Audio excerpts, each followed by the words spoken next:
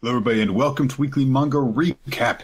It is June the 21st, 2017. It's back to just being on Wednesday night that we're doing this, which I'm very glad for because it means I'm actually awake while we're talking about manga today. Well, I'm glad at least one of us gets to be awake. All right, I'll carry us through this thing. I'm going to be slowly drifting out, in and out throughout the episode. Okay, if Chris starts snoring in the middle of things, then, don't mind him. Oh, I don't mean like drifting out into sleep. I mean drifting out into like different personalities and characters. Like one moment I might be discussing Fairy Tail, and the next moment I'm like a kindly old Jewish woman who really just wants you to eat well and be healthy because you're my kin and I want you to be strong. Then a moment later, I'm a robot that wants nothing but to see you broken into shattered bits. Okay, I'll get ready for the emotional torture, I guess. And then I'm a snail after that. Doesn't really do it. Just a snail. But that's kind of the underrated character, you know? Like, nobody really puts a whole lot of thought into, like, what the snail's going to do. Oh, and then I'm a Stelgate. Oh, no. I know. I spent, my preteen years watching SpongeBob, so I might. That's a cartoon character, Nick? Talking about a real-life actual snail with dreams. Snail with dreams and convictions, passions, opinions. Just like imagining his tiny little, like, barely moving slug with a shell. Like, I'm gonna take on the world one day. Just a speech bubble popping out of its head. It's just like boop, inspirational boop, boop. Music playing. I want a free internet for everybody. I'm gonna be on Broadway. I'm gonna vote for Trump. I'm like, yeah, well, I mean, one, I think you missed your chance. Oh. I'm like, you know what? Apparently my alt-right neo-Nazi snail character wasn't a favorite at the local community college talent show. I want to get rid of all the brown people. Are we still letting Muslims into our country? Jeez Louise! Like, not safe for anyone. They're like, sir, we've been telling you to get off the stage for several minutes now. We have to get security now. I'm very slow. I'll get off eventually, but while I'm still here, let's talk about how we need to maintain our borders. Oh, it's a weird start to an episode. Okay, raise the snail. All right, so that established. Going to be talking about a lot of manga this week between jump starts and having some of our regular series on and getting 2 chapters for one series. We have a dozen chapters to talk about for a dozen different series. So I think that we should just get right into it. Fortunately, there's no time limit on it this week. But I think no, there definitely is. There's no time limit for you. One of us is going to fall asleep by the end of it. No. One of us is going to fall asleep by the end of this. I have 2 papers that were assigned to me today that are due tomorrow, so... What the fuck are you doing, man? I got them today, and they're due tomorrow, Nick. This podcast exists at a consecutive time. I don't have this choice, all right? It's good. Right. It's good. I got it. It's only about millennials, how I relate to them, and I don't. So, it's something easy I'm sure I could just knock out in a little bit. I do sort of sometimes I've gotten assignments in college that I just kind of write with a very resentful tone for having to write about them and take them for a certain approach. I don't know if I've ever told you about the assignment that I got where we had to write about Donald Trump, and this was like a year for president. So yeah, they're like, yeah, well, just make sure it's an admirable piece about Donald Trump. You're like, I mean, isn't that kind of forcing an opinion on us? No. We just can all agree he's universally great. Remember, we had that snail in a couple weeks ago. Talked to all the students. Let me tell you about how great Donald Trump is at oh, hey, Nick! Like, gosh, I broke character. No, it was 2014 or maybe 2013 even, and we had to write about Donald Trump as an effective business leader, based off of a clip that we were given, a link to a clip we were given. And then after we had written that response, he then linked us to one about one of the billion different controversies that Trump has been involved in. and then said, so how's your opinion changed? And I was like, listen, you fucking told us to talk about how he was an effective leader. It had nothing to do with how you were supposed to talk about how good he is as a person. Personally, I think that he's the worst, stupidest person imaginable. So, it'd be great if you wrote your entire paper just on his involvement at WrestleMania 23. I don't think I'd watched that clip yet, that build up. You didn't watch that entire feud, the hair versus hair match? Oh my god! WrestleMania superstar Donald Trump. He was a Hall of Famer. WWE Hall of Famer. Yeah. Which is my favorite wrestler? The black one. The guy you're managing at WrestleMania. the best one, Biggie Langston. They're like, that wasn't Biggie Langston. He's not even around. You racist motherfucker. In WWE yet. He's like, fine, The Rock then, whatever. They're like, it's one, not The Rock. Two, you should definitely know who The Rock is. Fine, I get it. Bruno Sammartino in blackface, whatever. He probably. Holy shit! Why are we in so many tangents? I just mentioned how I have assignments too. By the way, okay, let's talk about My Hero Academia. Recap portion, weekly manga recap, getting underway. We are still in the fight between Sun Eater and the members of the 8 Bullets. Countered the Diamond Guy with using chunks of muscle and these octopus tentacles to absorb a blow. He's got tough shells from the crab around his fingers. So using a combination technique that we couldn't really see the full details of before to get better. Mm-hmm. And then he follows this up by lashing out with this tremendous swarm of tentacles, which he calls the Chimera Kraken.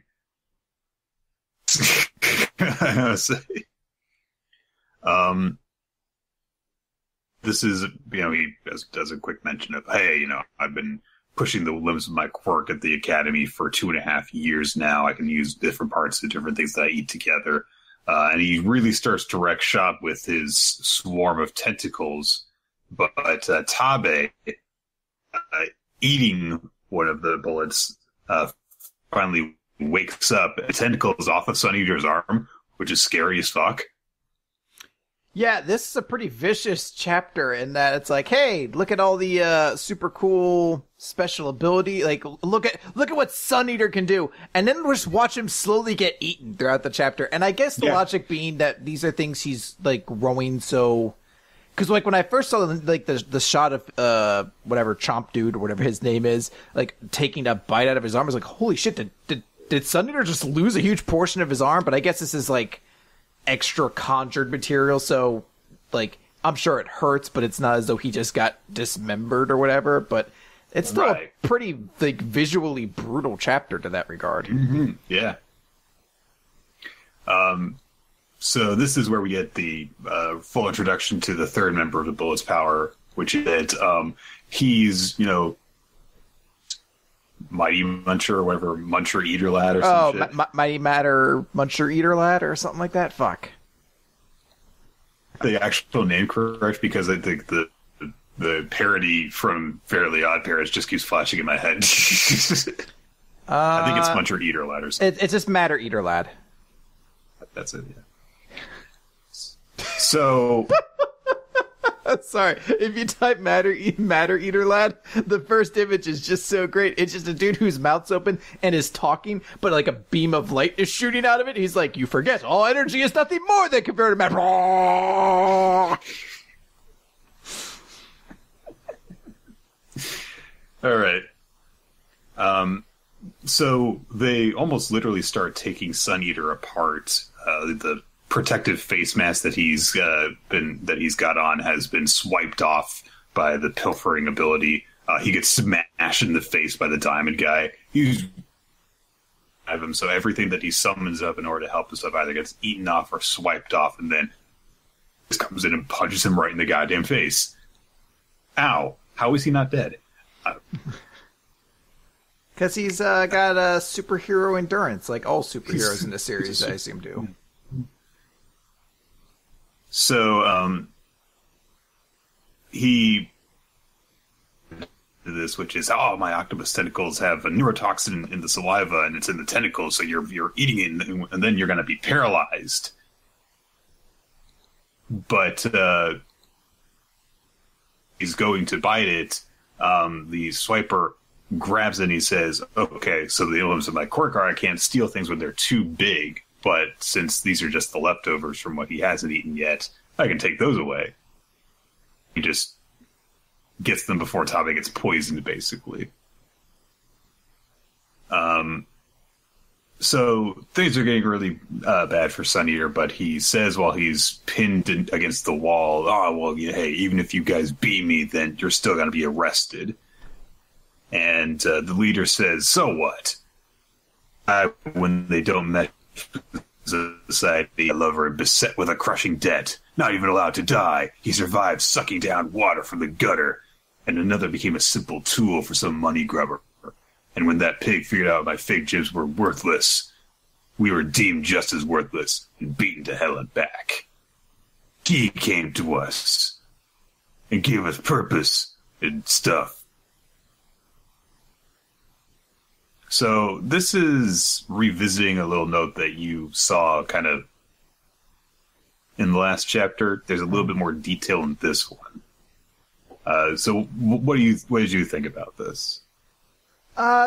To an extent, I definitely enjoy getting the extra detail on this, because last time it was addressed far too, minimally to be kind of worth the fact that they had it in there. Hey... Listen, we wanted to die, but it gave us purpose. But yeah, it was that specifically of, kind of a unique motivation to just be, glossed over. Whereas this time, they've given a lot more context to it, too, particularly explaining why Snatcher or whatever, the Swiper the Fox, whatever that dude's name actually is supposed to be, why he would be someone why it'd be someone who was trying to take his life. And they explain here, betrayed by a lover and beset with crushing debt. That works. I get the context then. And they also then further further explain it and give it context by saying, these guys have these motivations, but really they've all just been brainwashed. That's the way they kind of phrase it. It's not that, he's able to just, convince everyone to join them. He kind of just brainwashes them all in their various ways. So while they themselves are devoted and they have this compelling teamwork, it's not something, though, that it's just, pure loyalty. It's not like Blackbeard as an inverse to Luffy kind of scenario that's happening here. So I do like that all.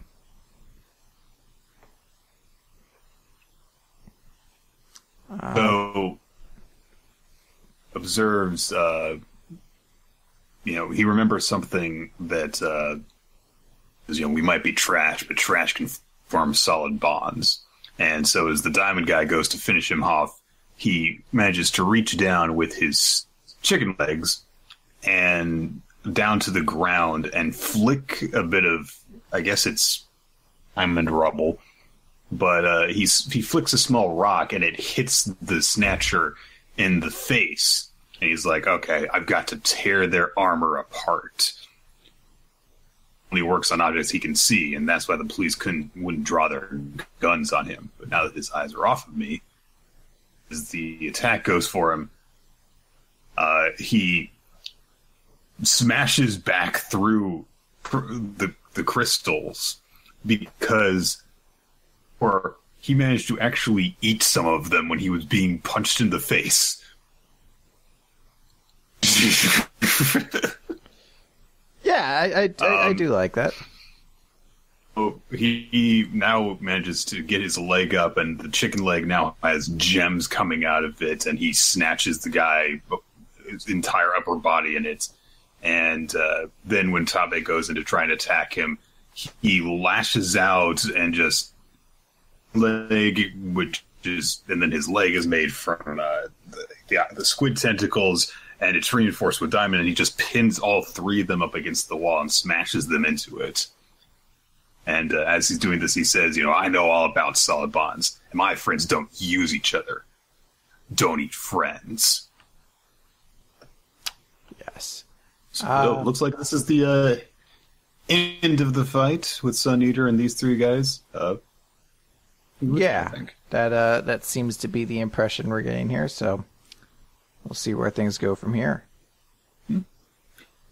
All right, so we're gonna jump into Fairy Tail, though. I'm gonna note at the top, you might need to restart your connection because I'm getting a lot of robotics on your end. Yeah, I'm starting to hear that too. So Okay, I'll be right back. I'll continue on this if we want to try to restart the connection, see if that helps here. So in the meantime here, let's jump in to Fairy Tail chapter 540, Balance. And again, the cover page here right now is still doing the one arc of Fairy Tail represented each time. And this one, I believe, is meant to be the Fighting Festival, but more specifically Raventail. Well, it's Brand who's front and center, and then Minerva off to the side. But for the life of me, I can't figure out who the dude who has, like, the bandit mask with just Za on it is. And I know I've seen the guys behind him, but I've forgotten what their point was. Like, I can't figure out anything there as to what happens there. I know it's a tournament arc, but, like, the Sun Village? Was there a Sun Village? Oh, God, I guess there was that thing. You know what? Fuck Fairy Tail. All right, I guess there was another arc I just forgot. I forgot that there was the arc wherein Urza turned into a child, and the first thing she did to affirm that she's still a child is look at her genitalia. Fairy Tail's just awful in many ways. All right, so let's actually get to the chapter itself. If you will recall, last time, Acnologia absorbed all of the space-time world, has grown out of control with his immense power, in the process, somehow transported all of the Dragon Slayers to him, where he is in this physical form, isolating them in just whatever realm this is to presumably finish the fight. So that's where we begin, and as we find out in this chapter, and I apologize if I'm going to be kind of bouncing around, this is a very chaotic and hard to understand chapter in, like, following along logic, because it constantly jumps between the fact that there's right now two split situations. There's the physical form of Acnologia, the big dragon that is rampaging around still in, I guess, what we call the real world. And then there's the spirit Acnologia that is living in this realm that he controls where all the Dragon Slayers are. So these two things are happening, but it jumps between them at very awkward points, too. Yeah, we keep bouncing between them, and it's somewhat confusing. So just to begin, the start of it is that the other Dragon Slayers are all in this room, but they're all kind of like sealed up in crystal things that I guess Acnologia just has kind of the ability to do in this world. I guess I don't know if he's supposed to be God or anything like that, but it's just a power he has, I guess. I don't know. And Natsu's trying to have like a little bit of tension with him. Doesn't really do a whole lot. We bounce back to the outside world where Urza, I feel like she's trying to taunt him. Like, she's like, Acnologia, why are you running away? And it's like, man, I feel like that's just a bad idea. However, this all is immediately forgotten because the sky shatters, and from that fallen, broken piece of the sky is Anna and Achiyu, who are, of course, alive. Of course! Of course they're alive, Nick! Why wouldn't they be alive? Why wouldn't Fairy Tail deal with any consequence whatsoever? There goes my idea that, oh, you know, it's so that, you know, someone unimportant had to sacrifice themselves in order for Acnologia to die. Here's the thing. I completely know what Fairy Tail is at this point. I know that everyone gets a happy ending, so I perfectly expected the idea that these two would live, or at the very least, Achiya would live. He'd find some way. But I figured it would be at the end of the series, in some of the final chapters, just some kind of illusion, or just directly showing it like, oh, hey, we found these guys after the battle, they're okay. I get that. It's the fact that it's like, let's just cut the legs out of any tension we have already that these two made any sort of sacrifice. Just be like, hey, they're alive. Splash, splash. Oh, and Achiya's doing his stupid fucking pose as he falls from the sky because fuck it. Why even bother having tension? He's barely conscious, but he still manages to do a goofy pose, of course. What annoys me is how that chapter focused so much on the sacrifice, and when you bring about that it didn't really have a purpose, I just sit here, I'm like, stop wasting my time! Like, there's other shit you need to do. Or just don't do it and waste my time to begin with if you don't have other things to do with this time. It's very annoying. I'm in a weird headspace currently. It's been a very chaotic week. I read this point and I was just so flabbergasted and annoyed by it. It's not even that important of a part of the chapter. It's not really that significant in the long run of Fairy Tail, but it annoyed me to no end. And I want to note that.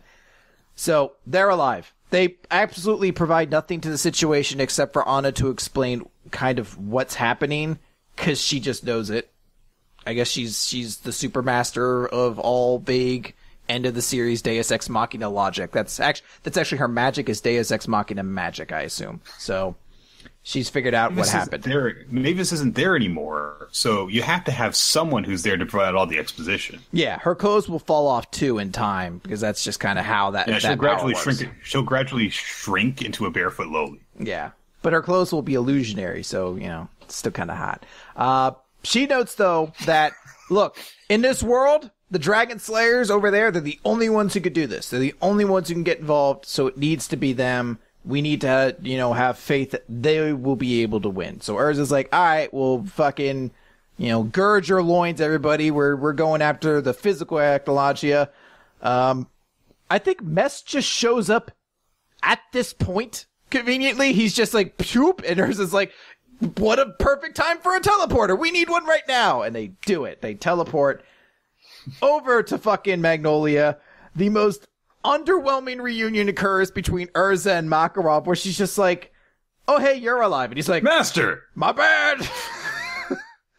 It's such a flat fucking moment that you almost think like Hiro realized as he was drawing at the chapter. He's like, oh shit! Urza doesn't. Fuck! Well, alright, we'll just do it. I want something bigger, but she would see him now, I guess, at this point. Whatever. I'll handle it in post. I don't know. They spend a lot of time explaining the premise that there's just two Actologias right now, a physical version of his body and a spirit that's out there. And apparently very few people in the collective Fairy Tail universe can comprehend this logic, because a lot of them are just like, well, wait, it's explained over and over and over again. They're like, but if he's here, then how is he that he can't, but if they're both over, what? It's like, we don't have time for it. Also, everyone keeps referring to fucking Cobra as Eric, and I keep forgetting that that's supposed to be his name when I'm like, he had a cooler, more fairy tale-ish name before. Carla says, hey, we can't give up hope. Wendy's fine in there. Q, Natsu's fucking, slow freezification is broken because Wendy wakes up because she heard Carla. And then all the other Dragon Slayers also wake up because someone at least tangentially connected to them, I guess at least called out their name. No one gave a fuck about Cobra in the opening page. Literally no one gave a fuck about him. The one thing that said is, and is Eric there too? That's it. Apparently that was enough for Cobra to be like, my friends need me! And he fucking Super Saiyan flexes out of this thing. And we get this admittedly cool 2-page spread of all the Dragon Slayers together. And it's cool because this is something I assumed would happen in the series at some point from the very beginning. And finally we get it. All the Dragon Slayers in a cool battle pose. It's nice. I appreciate that. Cobra is still that weird odd man out in this whole scenario where you're just like, most people would probably forget you're one of the 7, but hey, good for him. And the chapter ends with Actologia being like, I'm going to show you why I'm the Dragon King. Credits. Very bizarre chapter. I get the impression that Fairy Tail thinks its audience is fucking stupid because they explain a very simple to understand concept over and over again, eventually resorting to using graphics with forms here and his physical forms here. Mm. Yeah, you've said that 5 times already. Yeah, it'd be fine if they even just did that right from the start, because I could see how the graphic would help. Sure. But yeah, it's something that we get explained. If they were the very first thing, if one person explained it and it's their graphic was there as they explained it, it'd be like, okay, done. All right, thanks. Move on. Oh no. Also, the members of Fairy Tail seem really stupid for not being able to understand it. until like the fifth explanation. Then there's the whole Dragon Slayers versus Agnologia thing. It was, okay, a little bit of an unexpected conclusion because, like, I never really expected Cobra to be there in the final fight, but okay. And I do think that it's a moment that could have meant a lot more if all the stuff building Sting and Rogue had been more effective to this point. I think it even could have just been better if we had had more time to, like, sit upon this fight that Natsu is the only one that's fighting against Actologia to this point. Because we start the chapter with all the other 6 have been crystallized and frozen, and by the end of the chapter, they've all been freed. And it's not as though this chapter was entirely following Natsu's fight solo against the most powerful dragon god of all time sort of deal. Yeah, even spend one chapter with him getting, like, his ass kicked, but he manages to set the other Dragon Slayers free, or they hear the voices or whatever, and then it's like, and now all of us will take you on. Yeah, just build to it, essentially. It's a cool idea, like, on paper, but the execution's got to be there in order to at least make it feel as important as it looks like it should be. Mm-hmm. But hey, what can you do? We got only so many chapters left, so to speak. By the way, this is something that was brought to my attention. I don't know, Nick, if you're familiar with the Humble Bundle. Yeah. So they have several of these things that go on. There's almost always a Humble Bundle of some form now, but there's also like a mobile bundle, monthly bundle, and also a book bundle, which usually has different ebooks and things like that to purchase. Right now, it's Fairy Tail. And if you pay even $1 worth of money to this, you get, I think, it looks like, my math's not so great, about 20 volumes. No, sorry, it's 5 volumes to start if you pay at least $1 or more. And then as you keep going up incrementally, you'll get more and more to the point where if you pay $17 or more, you get every volume of Fairy Tail that's released, including all of the spin-offs, including an absurdity of the different spin-offs. You're going to get Ice Trail, Fairy Tail Zero, Blue Mistral, Fairy Girls, Twin Dragons of Sabertooth, Rhodonite, more Fairy Girls, a swimsuit Fairy Tail Fairy Girls, and the Fairies Booby Prize, which based on the cover is Urza in a bikini. So there you go. You get a whole shit ton of these. $17 for what looks to be 45 volumes of a manga is an insanely good deal. So I highly encourage you guys to go check that out, especially if you want to own the collective works of Fairy Tail. Perhaps you want to read all through Fairy Tail again prior to our final episode discussing it.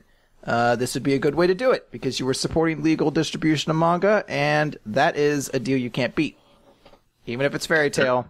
But hey, you get like at least 4 different fucking Fairy Girls or swimsuit chapters, so, you know, you're saving yourself in a Pornhub subscription or something right there. I don't even know. Were 2 or 3 manga for the Spring Manga Guide that appearing in it for some reason or another. I'm not entirely sure. But one of them that we actually had turned in the articles for was Fairy Tail Rhodonite. It's actually quite a fun manga to read. There you go. It features what's his name? Gajeel. That's Gajeel. The one people like. Yeah. Gajeel's the main character, which makes it instantly better. I'm not sure. There's also, for at least the $1 level value as well, a Funimation subscription discount, and I could see where that would be advantageous. I can't tell if it's $1 is the subscription price, or if it's $1 gets you a coupon for it. That I'm not entirely certain on, but hey, do it, guys. It's there. You can hop on that. Only 2,000 bundles have been sold at this. Oh, sorry, hold on. Well, yeah, 2,000. I did my math right. I'm in beginner's algebra for a reason. It's there. I'm done. Let's talk about Astra. They're all clones. Spoilers. That was the last chapter. They're all clones. Oh, spoilers. They're all family now.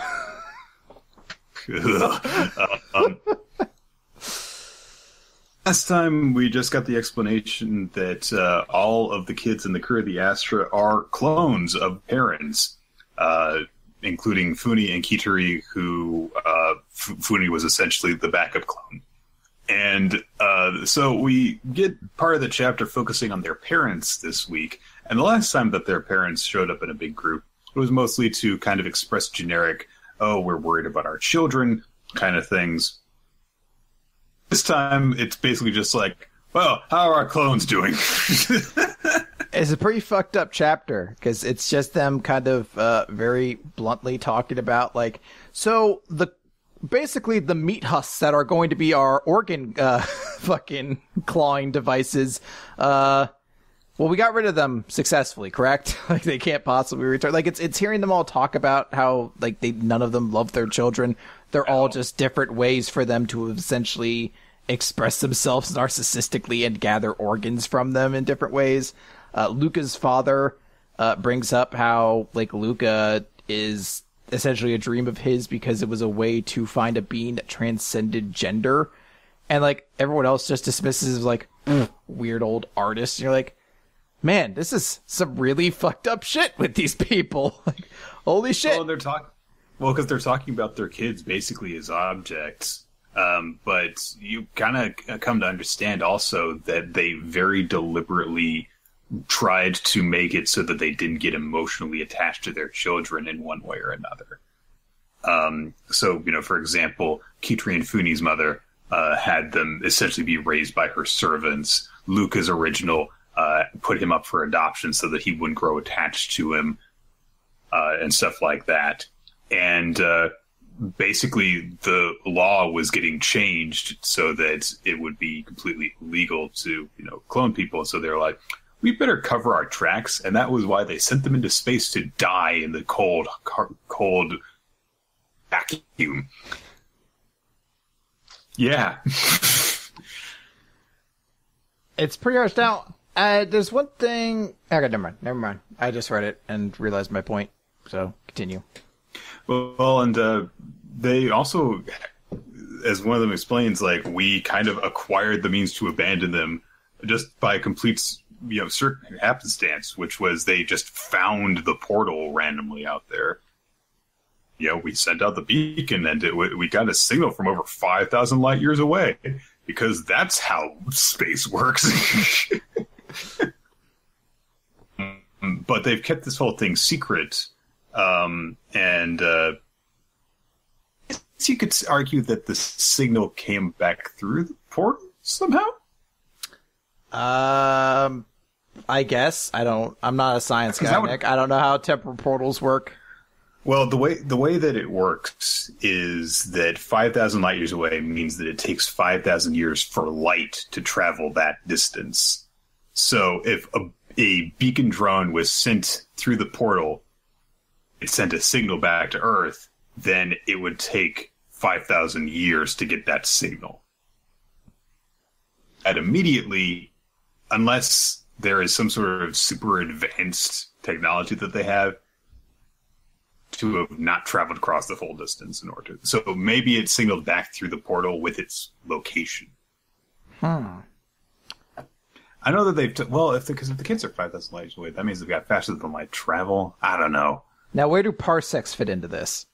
Well, that's how you make the castle run. So, Gotcha. And they do confirm that, yes, this has to do with the memory transfer process, and the reason why they were approaching things the way that they were is because the memory transfer process works best when the target body is at prime maturity between ages 22 and 35, so they were too young process. And if the transfer had failed, our memories would have been lost to effectively killing us, so prudence demanded the clones be scrapped. Everyone kind of treats this whole thing as like, oh, well, be able to live forever, but no harm, no foul. C'est la vie. Launched 9 innocent children into space to die. It's not the biggest controversy I'd have on my record if someone looked into it. So, Father wraps the whole thing up because, I think it's Zack's father who says, I heard that you had a close connection with yours, Mr. Hoshijima. You even trained him personally, and once I got my new body, I wanted to be a world athlete again, so I wanted to start training him young. I trained him like I was training an extension of myself, but did I think of him as a son? once. We know to end it on, because then we cut to the kids who are all, dealing with this information that they've figured out. Get a brief conversation where they kind of reiterate things, as the smarter ones among them have figured out, okay, this is probably why we were what we were going to be used for. Mm-hmm. And it's pretty bad. Yeah, it's not a lot of optimism at that point. You really can't be like, hey guys, let's cheer up, chin up. Maybe our parents have a good reason for this. Nope. And God, what's her name? The main girl with the Aries. She's like, I don't believe this. My mom cared about me. I can't believe that she would ever do this. And Zach says, hey, I don't know exactly what's going on with you, but that you've been kept ignorant at this point. Hey, maybe your mother isn't your biological mother. Maybe, the woman who's been raising you is not actually related to you, and she did care about you, basically. But I think that this is what's going on. And Kanata wraps the whole thing up by saying, this really does bug me, and, they did all this stuff so that they would not get attached to us in different ways. What we all have in common is that none of our parents loved us. And understandably, a lot of them are really upset with this conclusion.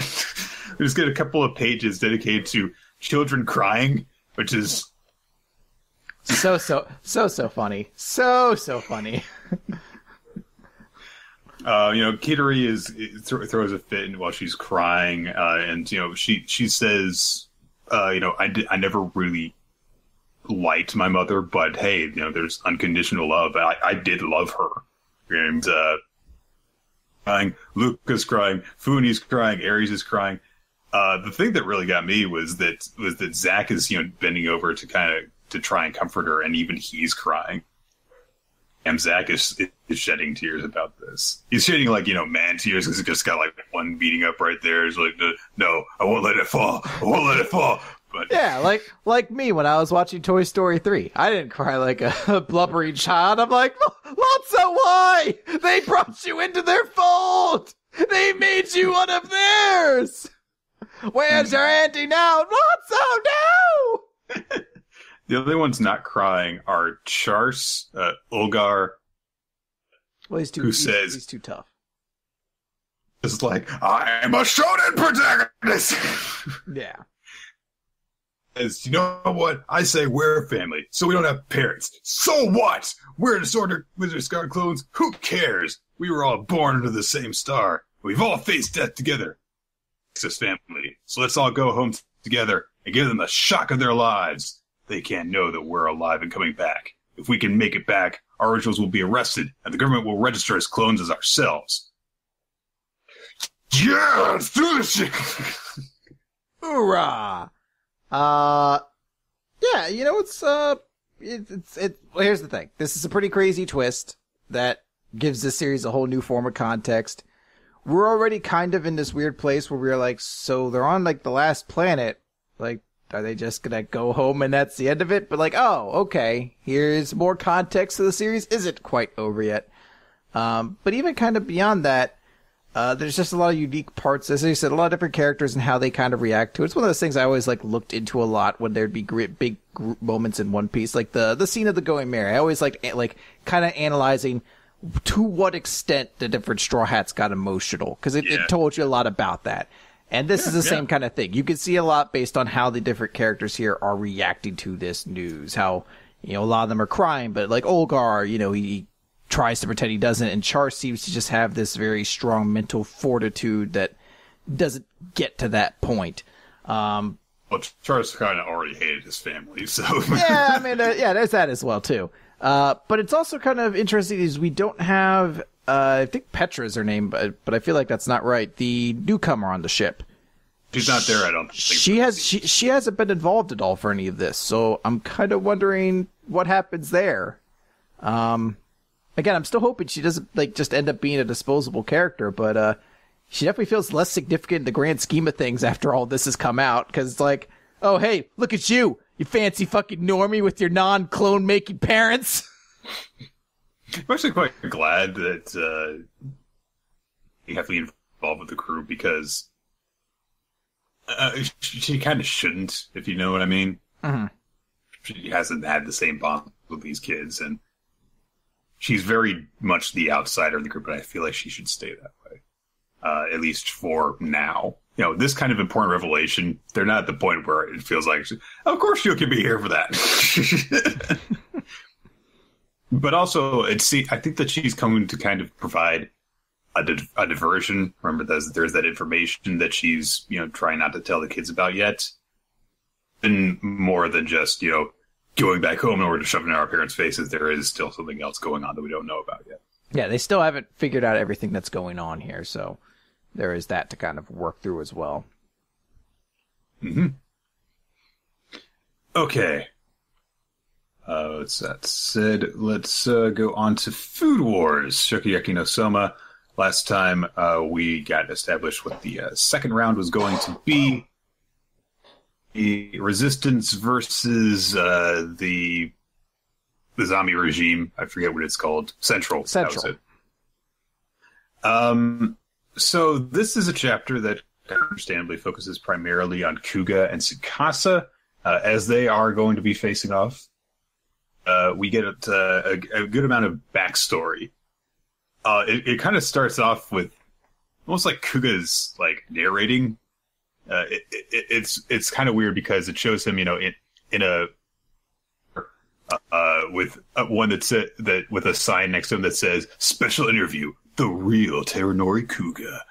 It's basically like a cooking or a dating profile description to start. He's like, yeah. I mean, I'm the kind of guy who decided to blessed with a thing or two, having decided to just give me a couple gifts. I mean, my family's rich. I'm super cool. I'm super awesome. I pull off a suit really good. Chinese food, the best cutie food pie you've ever seen. Yeah, I'm all the little ponies when you think about it. Aren't I a rarity and Freako? Freakazoid. What are the other ponies, Nick? Buttercup? Is Buttercup one? Big adventure, lots of fun, runs around in underwear. Freakazoid, chimpanzee. So I'm like, Nick, how does that one song go? My palms are sweaty, knees sweet, mom's spaghetti, Freakazoid, chimpanzee. Everyone just goes into that. Be somebody to Freakazoid.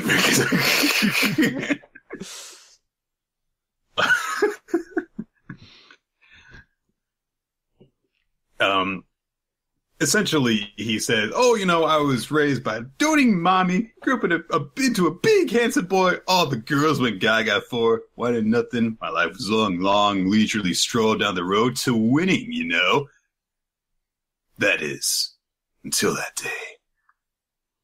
I know this is all about, how Tsukasa crushed my hopes and dreams and I want revenge against him kind of thing, but it really does kind of make it feel like, if this hadn't happened, I bet the Kuga would have actually joined Central because he seems like a spoiled brat. Yeah, I mean, there's also that thing that's kind of been a part of, all this is that Kuga is one of the few people in Central that Soma and the rest of their group have a connection with. And it's, primarily because Soma had an actual encounter with him and had a match with him and had all that. So he's involved in their lives. But as far as, amongst Central as a whole, he's not, he's only kind of their friend because he's one of the few that they know. He's not, the most likable member of Central. He's kind of an annoying shithead all the way through. He's always been really kind of a prick. Yeah. It's just, he also happens to be a prick with the same sort of motivations as Soma, so I guess that's good enough. I mean, there's, when you think about him compared to Ishiki, compared to Erina, even compared to frickin' Rindo, who is opposing them, he does seem like a little asshole. So, everyone is kind of reacting to the fact that, oh wow, hey, Central sent out their top third years in order to take us on, so this could be, pretty bad. So, it's kind of funny because Some is like, you can draw out your theme ingredients from the lot here. You can do the honors. And Rindo's like, wait a minute, I want to do it. I want to do the draw thing. And she has such a happy smile on her face. She's just reaching into like a freaking like a money machine that blows pieces of paper around. She's like, yeah, she's so excited. She's like, I wish I had that sort of passion for everything in life. Just able to appreciate the small things the way that she does. She's like, I can't wait to do the draw thingy. She gets a pretty awesome draw too. It looks like, but the draw, and it looks like the council members let the resistors do the draws after that. And we get a little bit of just a short exchange between Somei and Megashima, because standing there is like, hey, a few months ago we were shoulder to shoulder in the Council of 10, and now we're facing off as opponents, so that's kind of weird. Well, everyone has their own goals, motivations, and you'll have stuff like this every now and then. And so he's like, yeah, I get that, but you were right on the same path with us, and now you're backing these guys. And Megashima says, well, too. So I guess just a little bit of foreshadowing before we get an eventual big explanation of what's going on with him. And he loses to Rindo. Yeah. So we get Kuga's theme ingredient to take on Tsukasa is green tea. Or tea leaves. And so everyone's like, that's kind of weird. But hey, you can use tea leaves, I guess, in order to the aroma and flavor they go on about. And Ikumi talk about it. This is gotta be kind of weird because neither of their specialties particularly go well with that. Because, Kuga's got the Szechuan thing and Tsukasa's got French. It goes weird with either of them. That's because green tea is disgusting and tastes like grass. I've never tried it, so. It tastes like you put grass in the hot water and then drink it. This is nothing more than hot leaf juice. Kuga immediately starts getting going, just chopping up some ingredients. And everyone's like, "Oh, does that mean he knows what he's got to do already?" And hey, I figured you would be really flexible about this. I knew that having you taken out the council would be a waste. Shut up! I don't care about what you say or he specifically says, I know you don't care one bit about anybody else. And this is where we get a flashback, because we had known before for a long time that Kuga took on Tsukasa and Shokugeki, and he lost it. All the judges chose Tsukasa over him. We was still a first year. Oh, I think he's a member of the council at this point. I'm not sure. But he's talking with Azon and Hinokuni, and he's really kind of still beating himself up after, almost like a week and a half after lost. And Azon's like, oh, God, stop whining. He is also sitting nearby, and he says, hey, if you look at it from a different angle, you succeeded in dragging the first seed to a challenge, so that's something to be proud of, right? And Kuga's like, hey, yeah, Tsukasa decided that only a Shokugeki from the Green One for me was worthy of his time. Ha ha ha ha ha. Damn it, why'd you have to bring his mood back up? I was looking forward to him spending a month or so being quiet for once. Yeah, come on, man. Why'd you have to cheer him up so quickly? So, for some reason, they're kind of peeking around a corner. I don't know why. He was going off to go and challenge him to a rematch, but they decided to peek around a corner at him first. I like to think that they're just they're ambitious underclassmen who want to see their cool senpai and how he does things. Oh. Isn't that the thing in Japan that you have to be in awe of your senpai? Yeah, that's true. So I don't know. I guess it's where it fits in. So a random classmate of Tsukasa's walks up. And it's like, hey, I just heard. And he's like, what are you talking about? Oh, yeah, you took on an underclassman in a Shokugeki, so that's really not like you. Yeah, that's right. I'm so awesome. But the student says, hey, it was, the Kuga family guy, right? So why did you decide to take him on? Full page spread for this moment. Because Tsukasa thinks for a moment, and he goes, And Kuga realizes at that moment that clearly has actually left no impression on Tsukasa. He was not worth remembering. This is a brutal and brilliant revelation because Tsukasa's always been somewhat of an interesting villain in that he's the leader of the council, and we've been shown that he has this magnificence when it comes to cooking that does make him appropriately the antagonist. But he has a lot of traits that are sort of atypical for a villain. He's the comedic one kind of the group. He's the weak, kind of not weak-willed, but like the meek, very like, oh, I guess he's the Osamu of the council, I guess is the best way to kind of describe it. He's like the one that people will push work onto and things like that because he's just a doormat. So it's always been a thing of like, what is going to make this guy evil? And we know that he goes along with Centra's ideas, so that's in its own way kind of important. But what's kind of brought up here, because this is all a flashback told after the notion of Tsukasa being like, hey, I knew there was a reason we didn't let you off the council, and Kuga saying, like, don't give me that, I know you don't care. This is showing that. This is showing exactly that he doesn't care, actually, about others. That he had what was in Kuga's mind, this incredible match that was a defining motivation for him, that moment that basically gave him everything he needed to seek to be the pinnacle of this institute. And Tsukasa's like, yeah, but for me it was Tuesday. You know, he just didn't remember it. It left no impression on him. Perhaps because he just has so skill. It's something that makes this character a lot more interesting. And it's not something that's so despicable that I'm just like, oh, Tsukasa! But it's just something... you bring up the, for me it was Tuesday kind of thing. And in that scene, which is a fantastic goddamn scene, by the way, Bison's got this whole, like, I'm so fucking awesome that you're beneath my notice attitude to him. He doesn't really think that way about himself. He just literally just like, he was going about his day and something happened that left no impression on him whatsoever. It's the lack of malice that makes it interesting. The lack of malice behind that commentary where he just kind of thoughtlessly, presumes things about people, like, where he had the thing with Soma and he's like, oh, you could be my sous chef, It's like, hey, so. That'd be fun, wouldn't it? He's like, oh, go fuck yourself. And following this, we get to, Kuga kind of standing in a sea of students.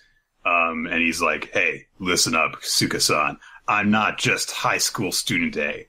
I am not just one random nobody in a sea of nobodies. Eishi Tsukasa, with this Shokugeki, I am going to sear the existence into your brain so deeply that you'll never forget. That's pretty badass. Yeah. I hope they put that on his tombstone after fucking Tsukasa murders him in a chapter. We get this very imposing little panel because Tsukasa's like, all right, I'll give some focus too, and he holds up some tea leaves and he's like, all right, give your essence to my dish. He's like glowing with battle aura. Get noise coming from another counter. It's a big wooden crate gets slapped on a counter. Your eyes gets taken out, and Tsukasa's like, I see you've begun too. And we get this fucking amazing sequence of Rindo whipping out a cookie knife from her bandolier, fangs showing, and she's like, let's do this! And everyone's like, get to Rindo Senpai's card. And there's this happy little fucking alligator in the crate. Hey! How's your day going? Like, oh, don't kill him. He seems nice. Goddamn hope that's not the theme ingredient, and that's just her, like, her pet that she wants for her, like, or she just always kills a live alligator for her food. She's my specialty is fucking, like, downhill gumbo. I hope that has nothing to do with what she's cooking. It's just there so that he can, like, happily wag his tail while she feeds it bits from her dish. Oh, marshmallows the ingredient. I love those. You know what? This is a crazy 2-page spread because what the fuck? Like that What's face, going on? that expression, that intensity. This is nothing to which I like. We've seen Rindo when she has those moments of seriousness, and they kind of always played on that idea of almost her being like this seductive vampiress who will like has like an evil streak to her. This is like straight like no, not vampire. She's a fucking like psycho murderer killer. She's Freddy Krueger. She's the dude in Scream after they found out who he was and he just goes ballistic on them sort of thing. Like this is everybody dies. Yeah, like this is a terrifying expression that really is like, holy shit, what does she do when she cooks? I'm gonna be so pissed if like the first shot of her is like her like slowly grating cheese or something. I need to see her like just pull, like just whip this alligator onto the table and it's just like butchering it, like just like the psycho music just starts instinctively playing like. It goes back to the happy expression she had before as she's like pouring water very carefully into a measuring cup. Too much. Not enough. And then she stabs the table in half. Yeah, then she stabs the nearest judge like, ah!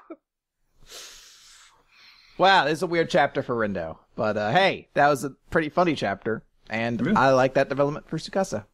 Yep. You know what? I'm even finding myself wanting a little bit for Kuga to win now. Because Tsukasa kind of was super mean to him. I mean, he's not going to. No, he's going to get his shit pushed in. And I can't wait for it. But for a little bit, I kind of want him to win. All right. Let's move on to Dr. Stone. Cross accounts, right? Oh, because I didn't copy that into my notepad list. That's why. Cross accounts is the jumpstart that we have starting this week. The internet was a mistake. So, Chapter 1, Virtual X Reality. I will say, the colored pages for this series do look very pretty, I think.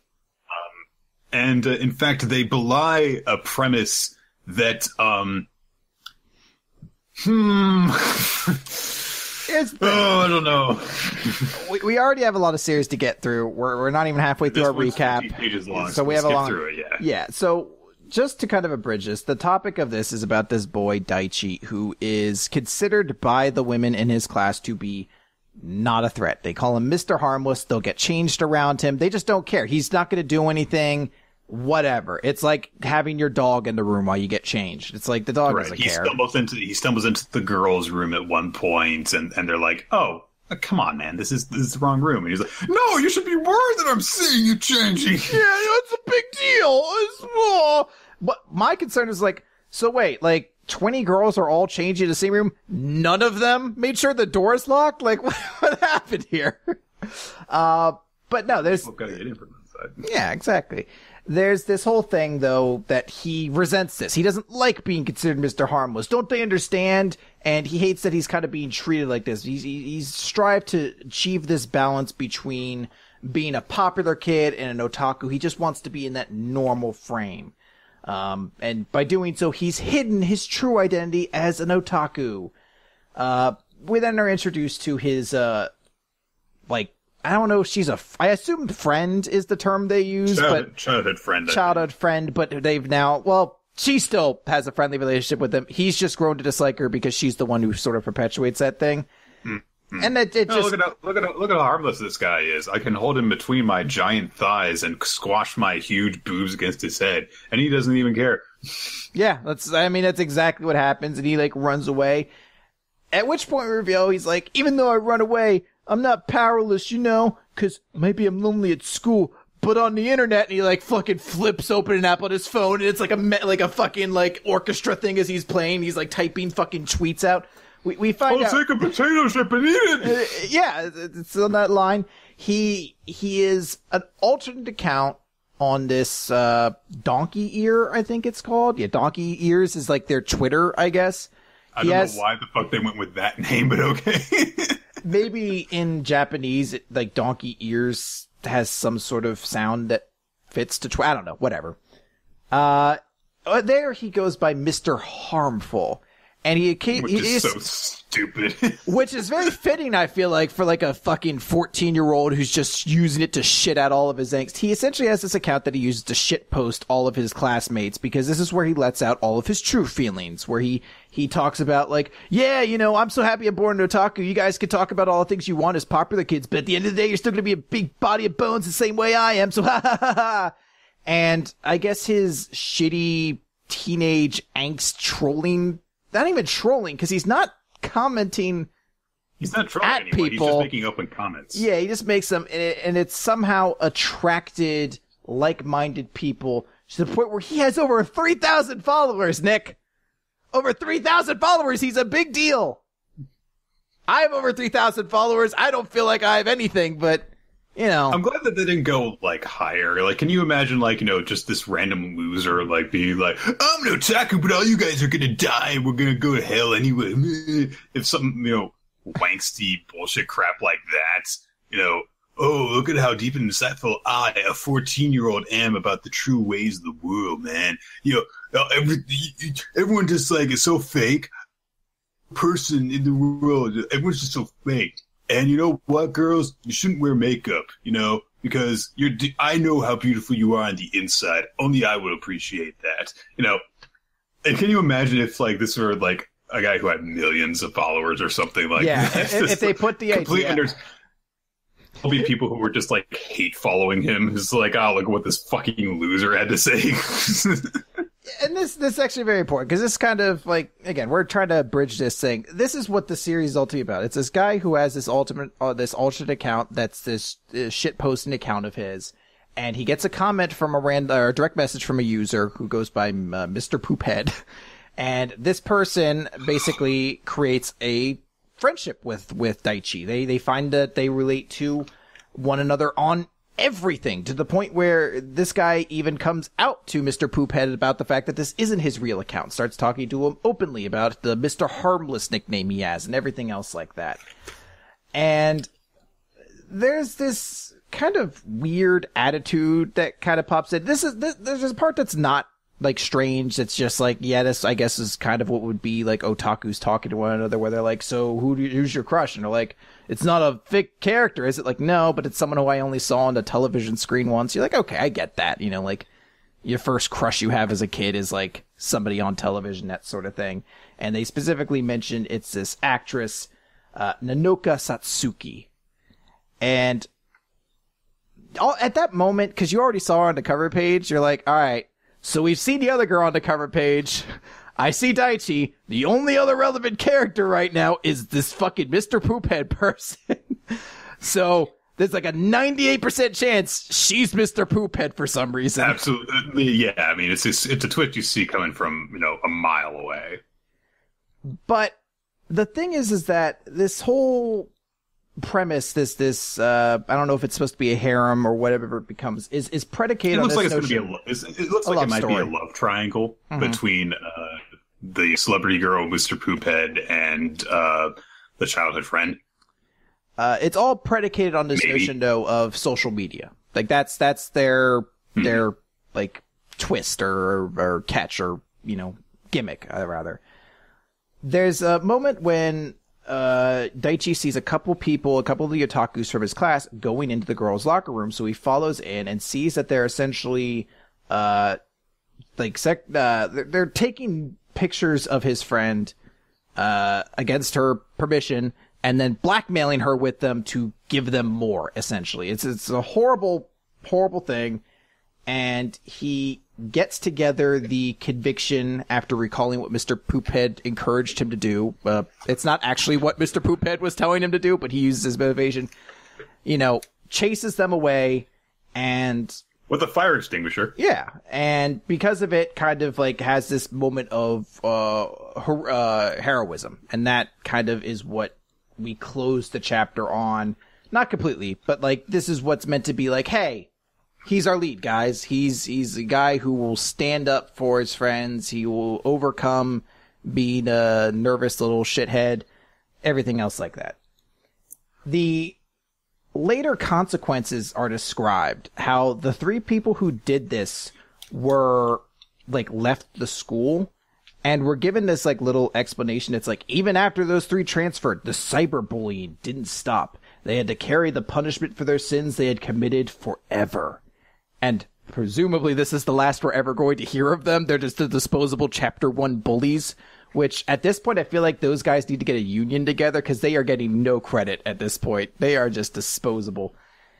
And this felt like a really big thing to kind of put in, because when you make your topic about social media and you actually reference the fact that there's a dark part of social media that like harasses people and goes after them and can make people's lives a living hell, and you only use it as be like, well, that only happens to the bad people, and then just kind of ignore it from there, that's a kind of weird, fucked up thing to do. I had a very conflicting opinion on this series, if only because I'm not sure how this series is going to handle a topic that's actually kind of as intricate as experiencing life through social media. Yeah. Because at the end of this, you know, he hasn't realized yet, but we see that Daichi has been sort of rewarded for everything that he's done. Yeah. Because Mr. Poophead is the girl he's had a crush on, the famous actress he's secretly loved since he was a kid. And she likes him and thinks he's amazing, and she probably has feelings for him.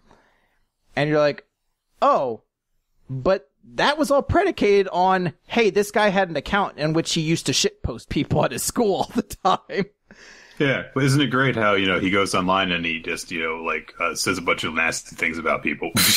Yeah. And this is the first chapter. There's, you know, a whole spectrum of which to still go through, but I am very concerned that this series is just gonna not kind of address the complex things here, because it's just like, why bother getting into those? But it still will bring them up when it's convenient as punishment for people who are just objectively bad, I guess. I don't know. I'm not probably explaining myself very eloquently here, but I feel like there's a lot that this series has in its concept that, if done correctly, could be very interesting to read and very telling for this time and poignant. But when they don't, I just kind of get frustrated that it's just another thing that kind of just forgets to bring up the many kind of complex social issues that come about with social media. I think that you're, because I feel the way about this is that though Daichi is being set up with something where he did a thing that wasn't particularly good, it seems as though he was being set up for a bit of a takedown from that. And instead, as you said, nothing but good came of it. Like, when you have a guy who says all these nasty things and stuff, you would think that, like, somebody would discover it, get some sort of comeuppance, and then he would use that as motivation to... Or maybe he would have just a revelation on his own of, hey, you know, bad, and maybe I can actually just live my life instead of having to resort to this all the time. Instead, it's just kind of like, I saved a girl from getting raped, and I'm a hero at school, and I'm still going to shitpost people. Yeah, and here's something I do want to kind of acknowledge. What Daichi, we don't see many instances of what he's been posting on this Mr. Harmful account, and the only one we do see doesn't, like, call any of his fellow classmates out by name, and isn't, like, I mean, fuck. I've been on the internet for a long time. If this was the message I got, I'd be like, that's like a D- on, like, the offensive shit posting scale, buddy. But it's still just that notion of, like, this is the mentality he has, is he's like, I don't like being considered Mr. Harmless, so I go online to show everybody I'm Mr. Harmful, and I don't pull any punches. I'm gonna let everybody know my true feelings. And you're like, it's not a good outlet for his anger. It's not a good mentality that he has. None of these are admirable traits, and the only thing we kind of get to at the end of this chapter is, like, it seems like he's going to get rewarded for them anyway. Like, I know he did help his classmate out in that one moment, so yes, that's an admirable trait, but I'm still not sure if this is a character I'm going to want to like or anything like that, you know? They tie into the premise, the thing that he does, you know? All right. Well, we'll see a little bit more of it, because we're going to get at least 2 more chapters of it, so I guess we'll see. Better than Shudan. I just wanted to piss Jeff off in the chat. I wanted him to hear that. Just be like, what? Like, spitting out his coffee, be like, Dr. Stone. Two Kingdoms of the Stone World. We cut to the present where we have Senku still kind of recovering from having his neck broken. So Taiju is still crouched over him shouting his name and stuff. Realize it was raining before, honestly. Couldn't really tell that. I might have remembered more prior to when we got the flashback for like 2 chapters, and after that it was gone. But Taiju realizes, we can't shout anymore because the thunderstorm was something to hide our voices.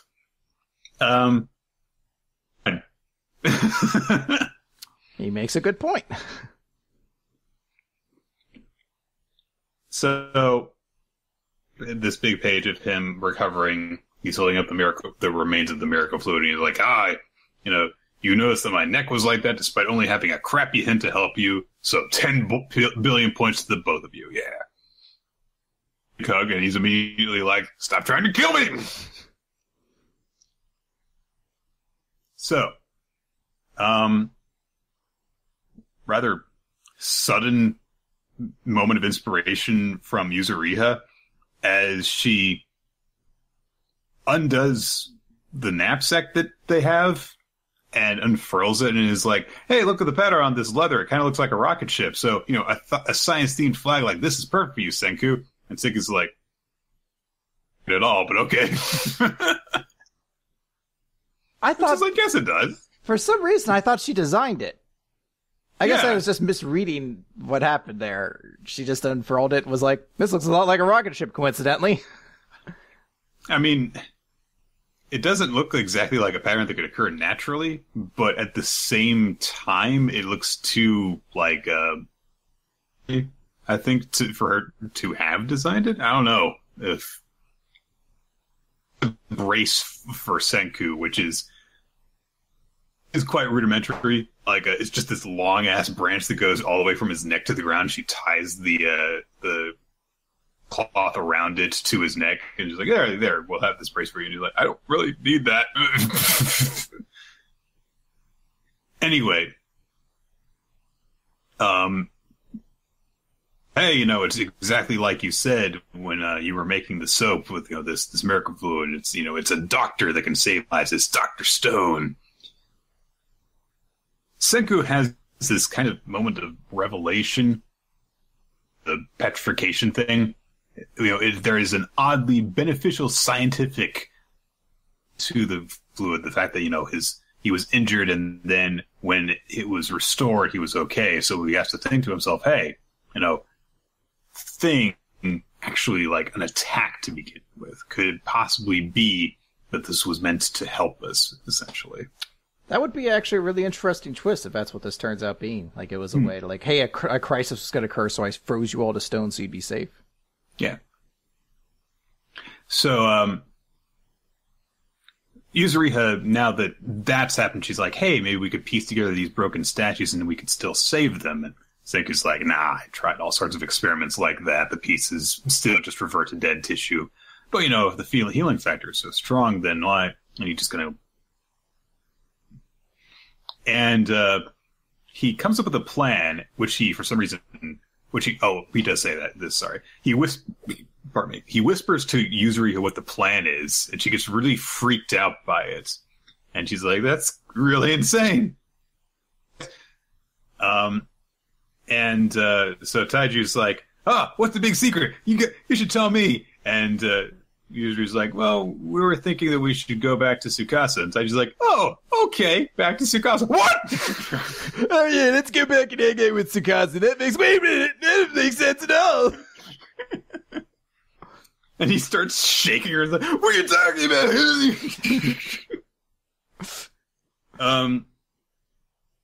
So Senku says, actually, what we gained from our latest battle, Tsukasa is convinced that I'm rotting in hell, whereas I, on the other hand, am well aware of his current position. We couldn't hope for a better scenario strategically. You two will act as spies and sneak into the Tsukasa Empire. Taiju just accepts it. Yeah, okay. But Senku also does comment, I filled Yuzuriha in on the details of the mission. Taiju, your job is to protect her.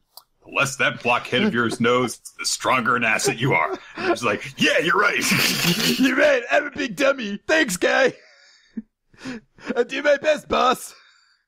I'm like, I love this dude so much.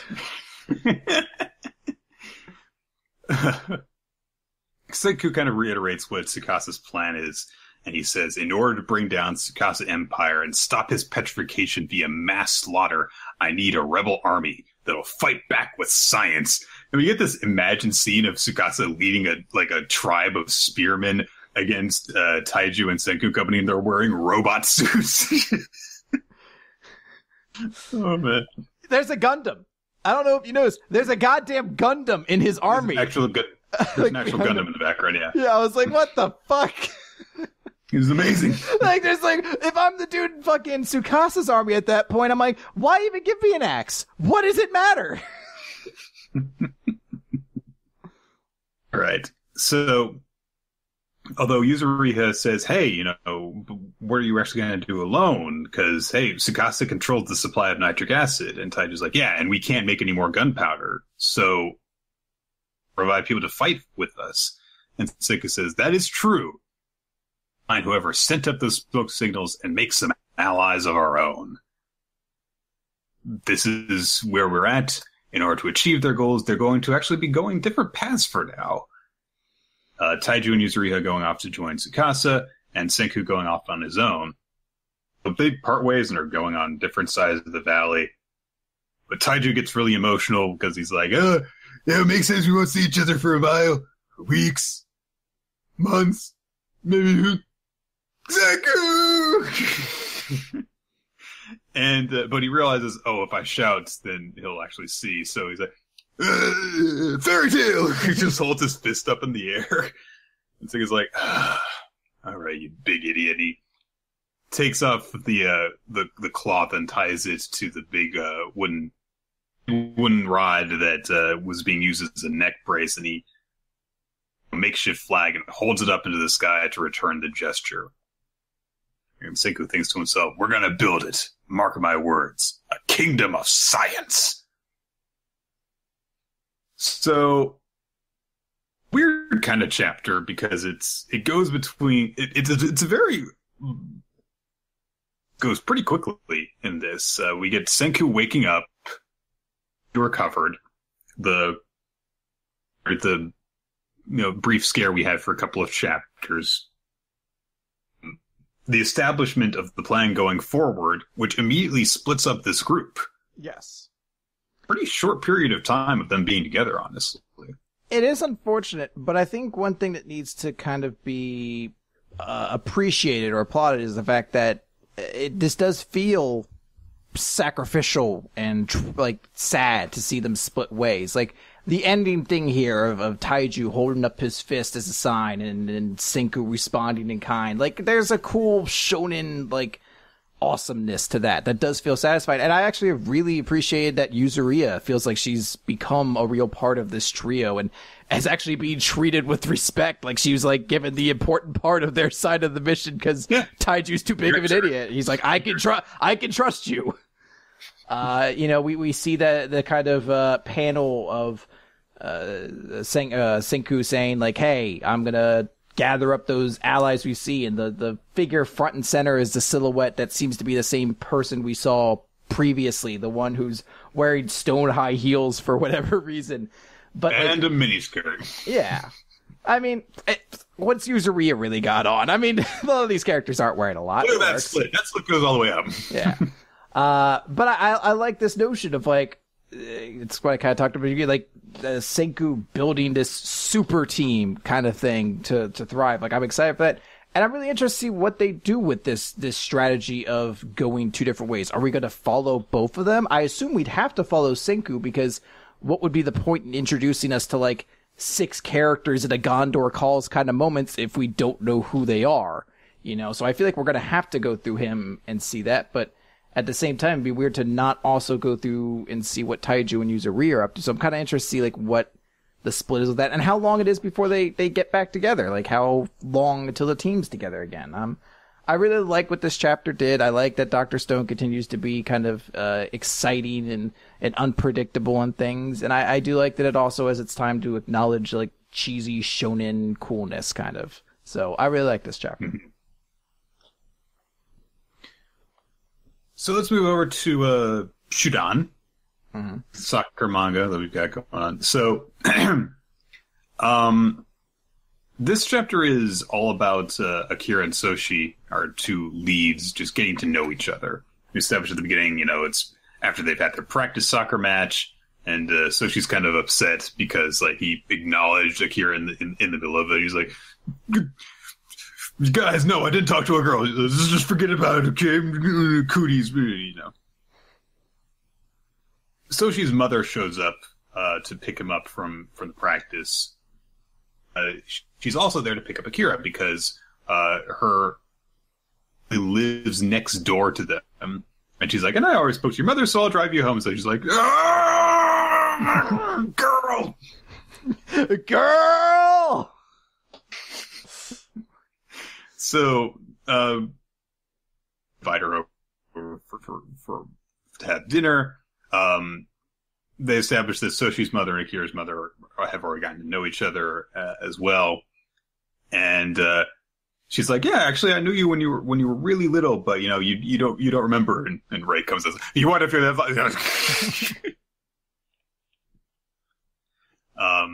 So she's like, "This is really weird. God damn it! After practice, curry is always extra delicious, but thanks to her, it's tasteless. Oh, I'm feeling so uncomfortable here. Damn it! She may be good at soccer, but this is my castle. I shouldn't have to feel uncomfortable, so I'm just gonna act like normal." He's like, "Mom, tea." Better start shitposting her on Twitter. Oh, sweet, I got a girlfriend. I love how fucking much of a praise. Mom, tea. Mom. The meatloaf! Fuck! Just turns into fucking Cartman. Mom!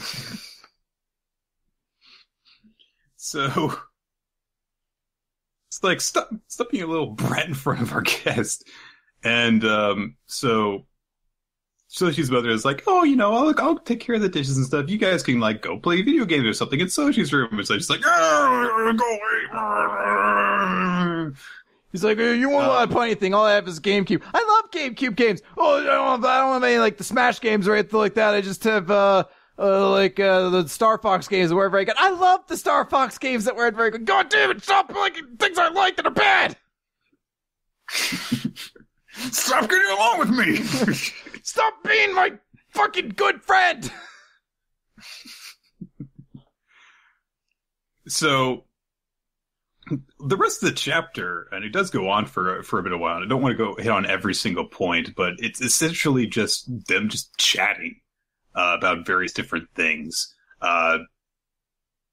So she's getting along with her more and more, kind of caves into her natural friendliness, and she observes certain things about him, and this is to establish at once the bond between them, and also to establish things about their characters, which is really nice, because it all just kind of it all really does flow naturally. It's the kind of thing that you would have to get a lot of times from just simple expositive narration, and you get in this really much more interesting character interaction.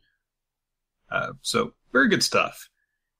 There's stuff like Akira's like, you don't really have a lot of soccer posters around in your room. And so she's like, yeah, whatever. But she's like, well, I kind of thought that every guy who played soccer was just like that, was just super into soccer. Excuse me, hashtag not all men.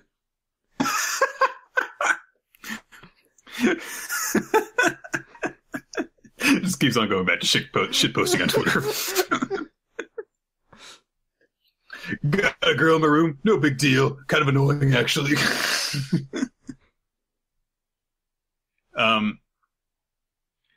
So, I'll just probably play soccer till I graduate. I'm not really that super into it. It's just that, choose between doing cram school and soccer. I'll choose soccer. Akira is actually, super into it. And, what we get about her is that even though she's really crazy into soccer, so she is like so then why aren't you joining some actually good soccer club? And she says, well, because we're moved here and that soccer club is really close. You know, my mom's got to work hard. And so good team, we would have to go a really far away in order for me to attend practices and to attend games. And my mom's busy with work, so I don't really want to bother with that. And so, hey, I'll just go to the closest club. And so... Stop being such a fucking perfect kid! God damn it! Yell at your mom for tea! She hasn't brought you her meatloaf yet! Yell at her!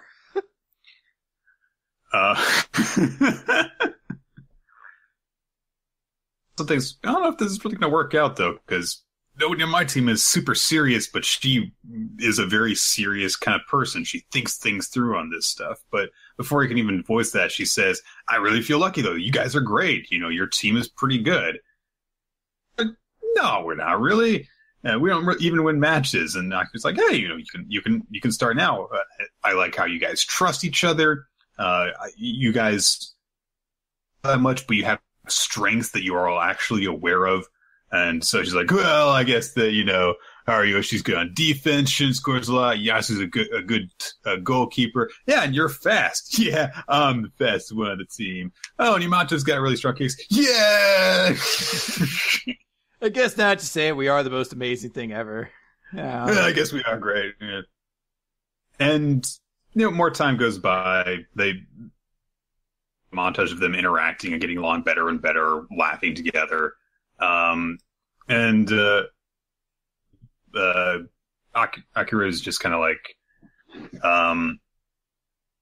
so she eventually just kind of breaks down and gets really proud of his team. You know, he says, and Akira observes, hey, you know, during practice you said, isn't our team awesome? And so she's like, oh yeah, it was kind of weird for me to say that, I guess. And Akira's like, no. Because you got worked up, that's how you actually feel about it. And I know that now. I confirmed it from how we've been talking, so I'm really excited about joining this team.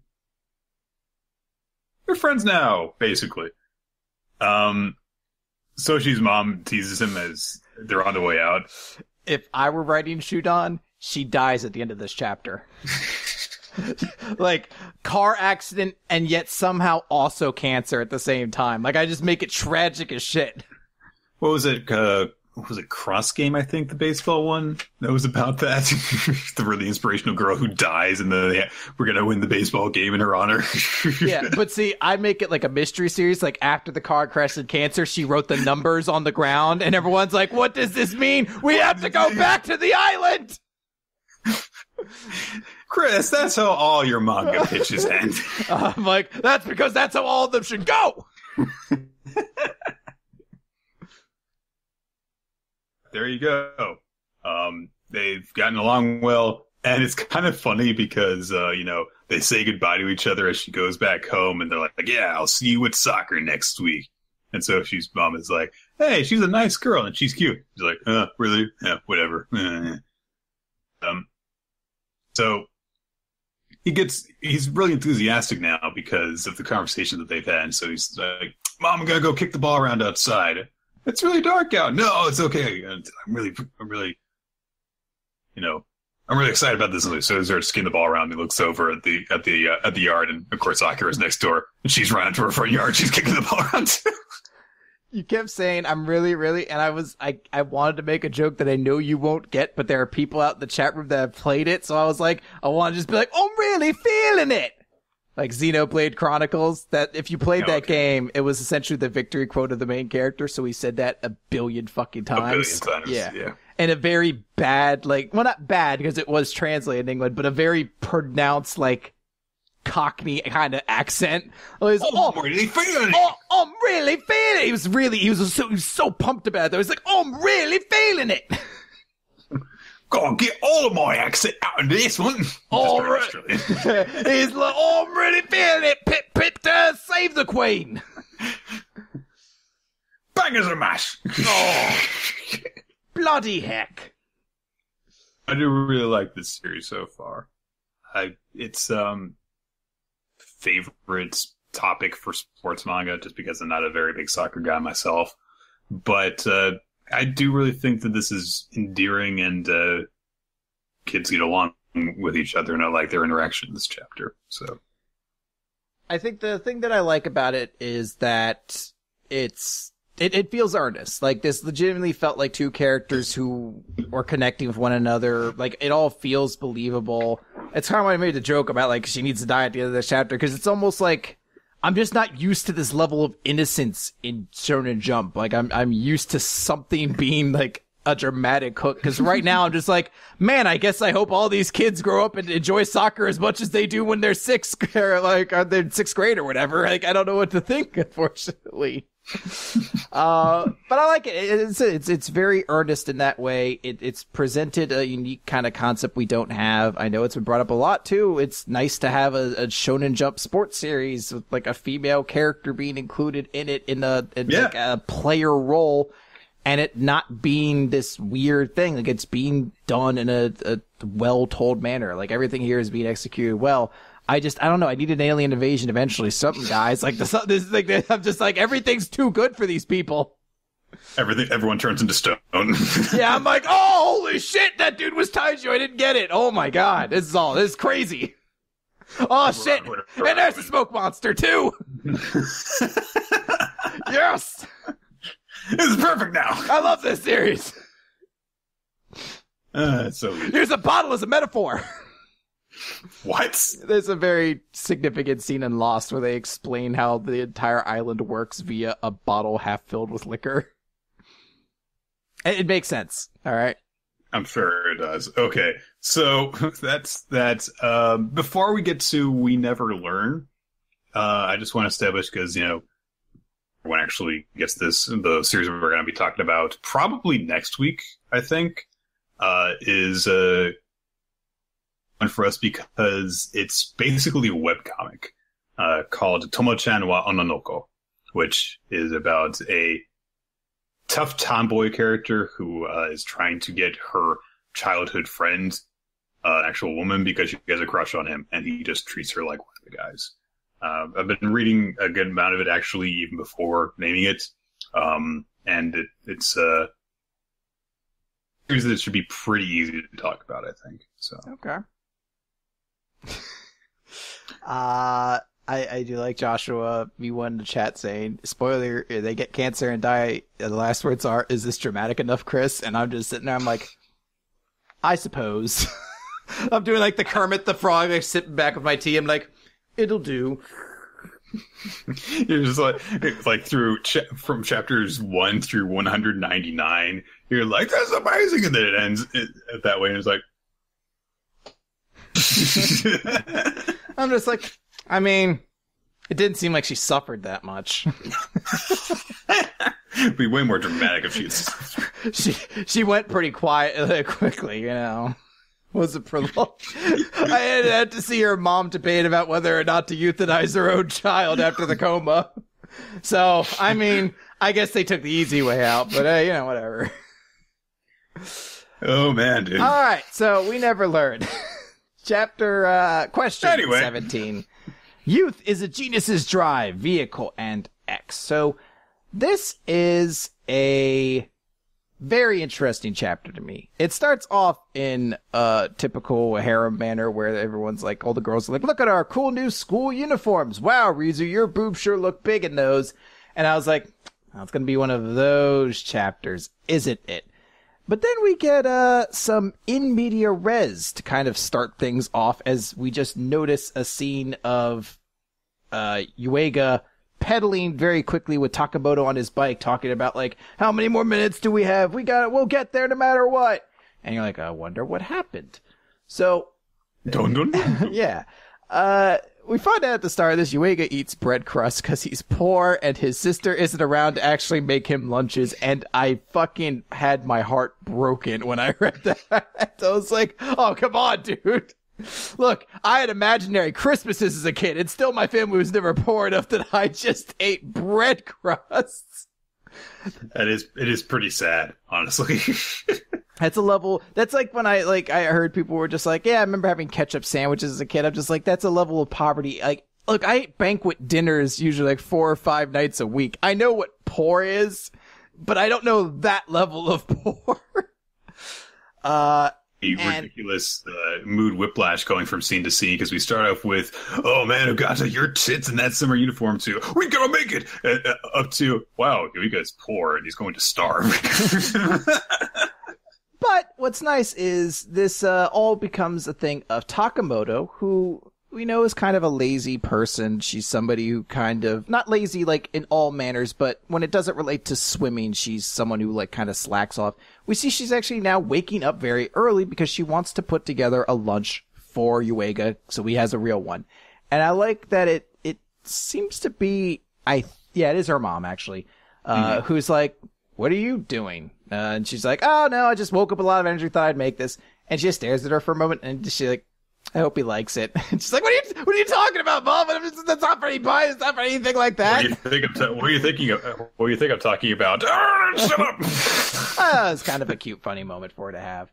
It's adorable, honestly. Yeah. You know that she super obvious crush, but takes that kind of attitude towards this. So. Yeah, and she goes to school. She's already kind of like thinking and daydreaming about how Yuiga is going to react to her wonderful gift of a box lunch. And she pops into the room only to see that her Yuiga's friends have given him lunch for the day. And she's like, oh, well, tomorrow then. And he comes in tomorrow, and then Rizu and Furuhashi, whatever the fuck her name is, they brought snacks Furuhashi. They brought snacks for him this day. So again, her box lunch goes to waste. So the third day, she goes in with it. because they establish like, what did you do with the box lunches? And her friends are like, why are you eating 2 lunches? I'm really hungry. Shut up. Stop asking me questions. So she plans for the next day to do it, and she's going to do it because she knows that Yuiga goes to the shop so he can get a sale on bread crusts and needs to line up early to get some. I'm just like, good Lord, no. Why? I assume they gave bread crusts out for free or for pennies, if even anything. I feel like it should, like, it's a fraction so small that a sale on that number would be like uncalculable, but apparently needs to. She, in her shock of seeing Yuiga show up, kind of puts her bag off somewhere, and what happens is it's a section of bread that gets taken off and put onto a bread truck, and she realizes, oh shit, my box lunch got taken. God damn it, I can't give it to him. Yuiga's like, oh, well, don't worry, the truck comes every day. I'm sure your bag will get back, if you contact them. And she's like, yeah, but it'll be too late tomorrow. And, I might as well just face it. I always screw stuff like this up. And this was the moment, Nick, where I was like, I remember when Takamoto first showed up, and I said, what the fuck's with this girl? It's so annoying. Yeah. I said it would be a big, like, they're either going to push this character into the ground as this annoying vehicle for like fan service and things like that, or they're going to give her real humanity, and that would be a great thing to do. And Takamoto, I think, from these recent chapters she's had, has maybe become my favorite character in the series, because this broke my heart. Like, in a good way too. Like, I'm not just like completely beaten by it, but it's just like, I like that they put that little line in there where she's like, what can you do? I just always kind of screw things like this up. Haha. And that feels like a real motivation for Yuiga to then be like, get on my bike. We're chasing after them. I don't know what's the situation here, but I know this is important to you. I can sense that there's something important on your bag, that look on your face, and besides, and he doesn't get a chance to kind of explain it, but you see, like, it's exhausting him. He's pedaling for 2 people. He's pushing himself. He's not that physically gifted of a person. Right. There's even this moment that you're like, I feel like might be kind of weird if executed a different way, where Takamoto was able to look and see that he's like, his shirt's clinging to his back because it's gotten all sweaty, and she actually kind of like pulls herself in closer and says like, oh no, it's fine, because if I let go, I'll fall. And it's her chance to kind of be close to them. I feel like there is like some earnest kind of romantic motion to that, and I thought that was really good. And it ends with this joke then, where they get there, they find out, oh, the truck already left. Well, shit. Oh, hey, wait, my thing's right there. Grab it. Here's my box lunch. I hope you enjoy it. I just happen to have an extra one. That's not what was in my bag that we went for. It's something else, but I just had this one with you. And they eat this, lunch together in the park. as like a bunch of other people. Like there's an old lady passing by who's just like, oh, young love, and like a mother with her children who are just like, hey, oh, she must have went through a lot of trouble to get him that boxed lunch. And it's like, all right, this is like a sweet sentimental thing that kind of results in a nice conclusion, and felt like we got a lot of characterization out of Takamoto for it. And then it ends with, like, her two friends are like, so, did you manage to give Yuiga his lunch today? Like, how'd you know about that? Because none of you are subtle about this shit. Everyone, people you don't even know passing by you on the street can see this shit, girl. But this wasn't the only chapter of We Never Learned this week. No, there was another one, and I feel like, as in a pattern for We Never Learned when there are 2 chapters in a single week, one was really good, and the other one is just, like, not nearly as enjoyable to get through. So this one's all kind of about misunderstandings and things like that create conflict in a situation where, you know, multiple people have feelings for the same person. Essentially, someone congratulates Yuiga, or rather, no, Takamoto overheard somebody say, didn't you kiss someone, Naruyuki?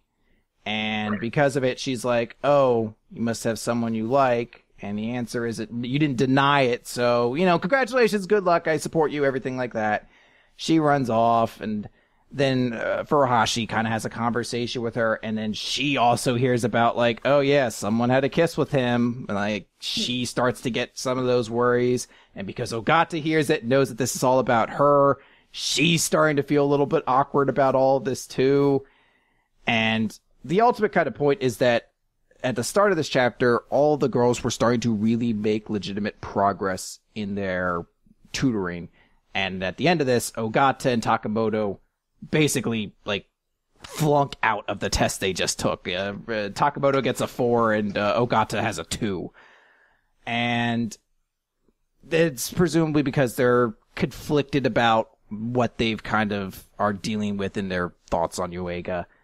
The very end of the chapter is the vice principal coming to grab him and be like, I need to have a word with you about things and some rumors. Well, of course, Yuiga has no idea what the hell is going on with either of these two. Fumino is the only one who's actually still making progress. And also, Fumino is the only one who actually understands entirely what's going on. Mm-hmm. Because Uruka had confided in her, saying, oh, there's a friend of mine who has a crush on this boy, and Ogata's reactions to things, Fumino puts everything together and realizes, oh no, both of them have stuff going on with Yuiga, and she's like, oh, which one do I root for? You're right, this was not nearly as good a chapter as the previous one, and it does rely on a lot of cliches for this type of a series, but I do appreciate that Fumino, because over the last, couple of months, I would say, she really did seem to kind of be trailing behind the other characters in terms of development and stuff. And I think that this angle with her works really well, having her have a different relationship to the group than just for Yuiga. Because she reacts, she doesn't act like, oh no, they've got a crush on Yuiga too. She just kind of like puts everything together, and she's more of an observer and supporter for them. Mm-hmm. The way that's done. I do dig that aspect, but I think at this point it's completely caught up. So I don't think we should be getting any more double chapters for this for a while, unless this guy just decides to like pull a hero and be like, I'm gonna do chapters this week for funsies. I had extra time. I finished my quality writing for the week. Let me do another one. All right. All right, let's go over to The Promised Neverland, Chapter 43, Line 4. So, the pursuers have caught up with Rei, chasing after the kids. And the demons that's going after them gets on a communicator and says, we found them and we'll bring them back immediately. So, Rei's hiding behind a tree. He's there, but he's hiding behind a tree. And the most humanoid of the demons is like, oh, I can't believe that this thing almost ate them. And Rei starts to analyze the situation. He starts to as he thinks about the other kids, and he's like, "Oh man, what's it? Gotten rid of that thing. I could have dropped it underground and then gotten back with everyone as planned. But what can I do now? I think it's okay. I mean, they should be pretty far from here, but what should I do now? The only option I have is to run. Be very different. I'm outnumbered, and how do I do this? How should I actually run? So I've got to at least make sure that him and the others are okay." But he does manage to confirm, based on the comments of the demons as they overlook the beast corpse, like, okay, it hasn't eaten any of them in its mouth, so it hasn't eaten any of them. So Ray's like, okay, so good. And he starts shuffling around with some scissors.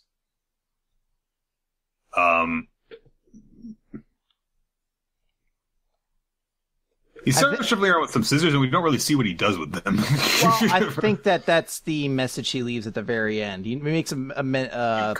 Right. He carves something in the street about something pursuers. I think it's go something to that location they noted before, pursuer. In the map, right.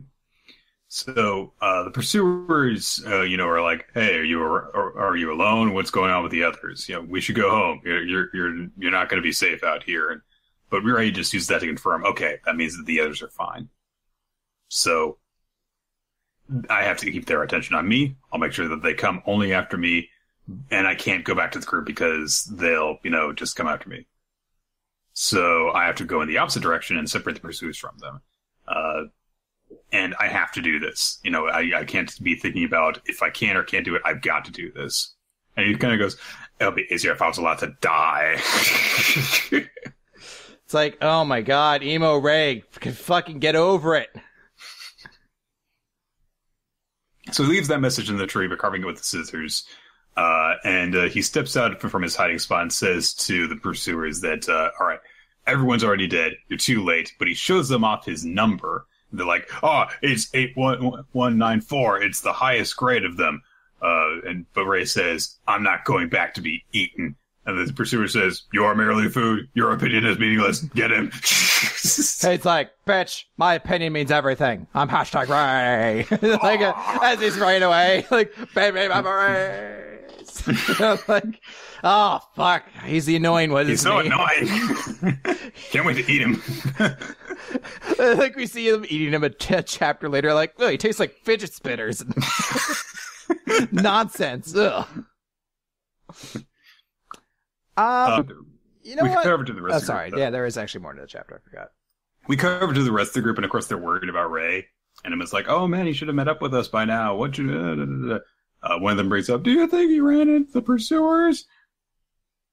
And it cuts back and forth a bit between Ray and the rest of the group. Emma goes to check out where got Ray chased off from. But she collapses, and everyone's like, "Oh no, her wound in her ear opened up again, and she's bleeding." Glinda observes that she also has or Gilda, sorry. Dawn and Gilda. It's Gilda, right? Gilda's like, "Oh, and she's also got a fever." She's like, "Jesus Christ, she's been really pushing herself while they've been running around like this." And they're kind of at a loss as to what to do because none of the three lead kids are there to lead them anymore. From out of the shadows, a cloaked figure who looks kind of like a human woman and says, "This way, come with me." So it almost looks like it could be a human, like, kid, like a girl, like a young kid, because I don't know, maybe it's just the fact that we don't see much of her face and only the bottom half seems like it could be very youthful. Mm-hmm. But yeah, it's very difficult to see through the cloak. It hides a lot of features. So, yeah. I mean, it's an intriguing notion. Ultimately, though, this is one of the few chapters of Promised Neverland I found myself not being too caught up into. Not that it was bad, but it wasn't like I'm super like, oh my god, what's gonna happen next week or anything like that. You know? Yeah, it's kind of weird because for a chapter that's focused around Ray getting focused and the group separating.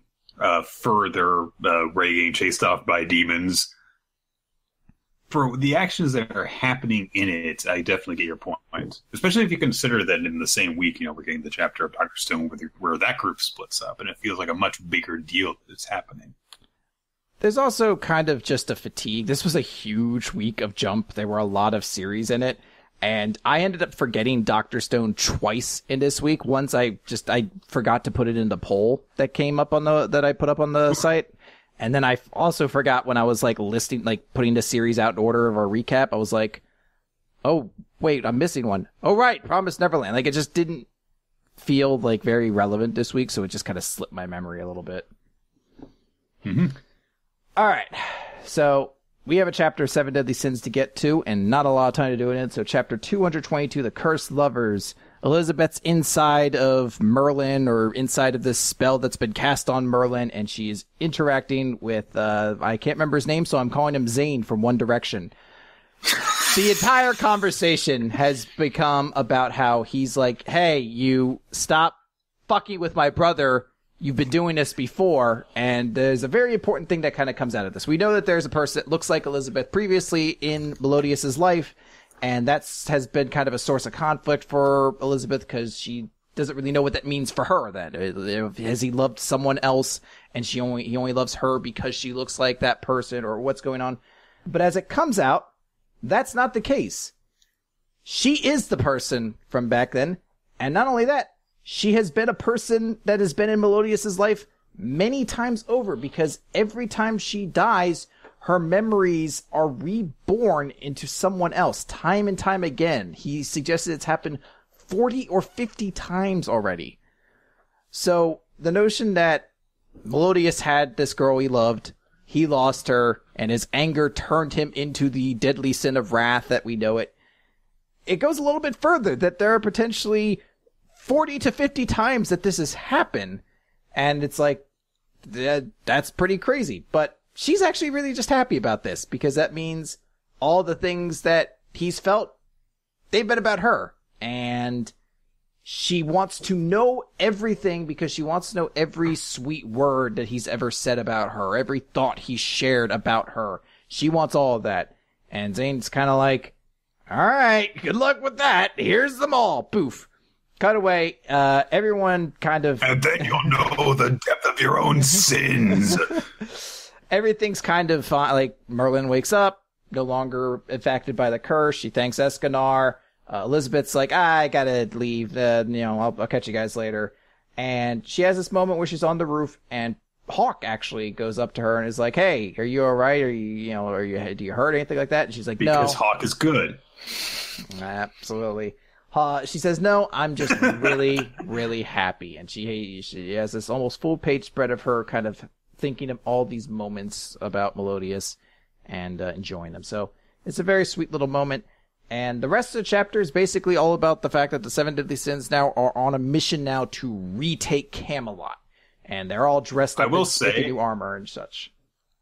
When this happened, I was like, oh yeah, that's going on. Yeah, we have to get to that plot eventually. I will note that the very end of the chapter also deals with Bond's sister, who's kind of recognizing she's very close to death's door.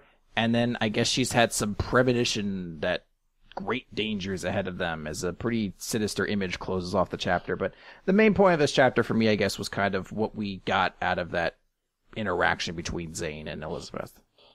Or not Bond's sister, sorry, King's sister. My bad. Yeah, that would be a bit different. The implication is that Bond is going to have to confront the people that are actually keeping her alive. And we'll have to make his decision at that point on what to do. Mm-hmm. Make the quick observation that all the members of the 7 Deadly Sins are wearing some form of armor. Most of them are wearing, full, knights, plate mail and stuff, looking badass. Merlin's got this kind of chain shirt on, because, she's a wizard. And then there's Escanor, who is just wearing, I don't know what the fuck it is. It's like sleeves that don't go to the forearms, but they're connected via garter belts or something. I don't even know. I mean, presumably it's so that when he gets bigger and he goes into his muscle form that they'll actually, like, be able to fit him, but it's still really weird.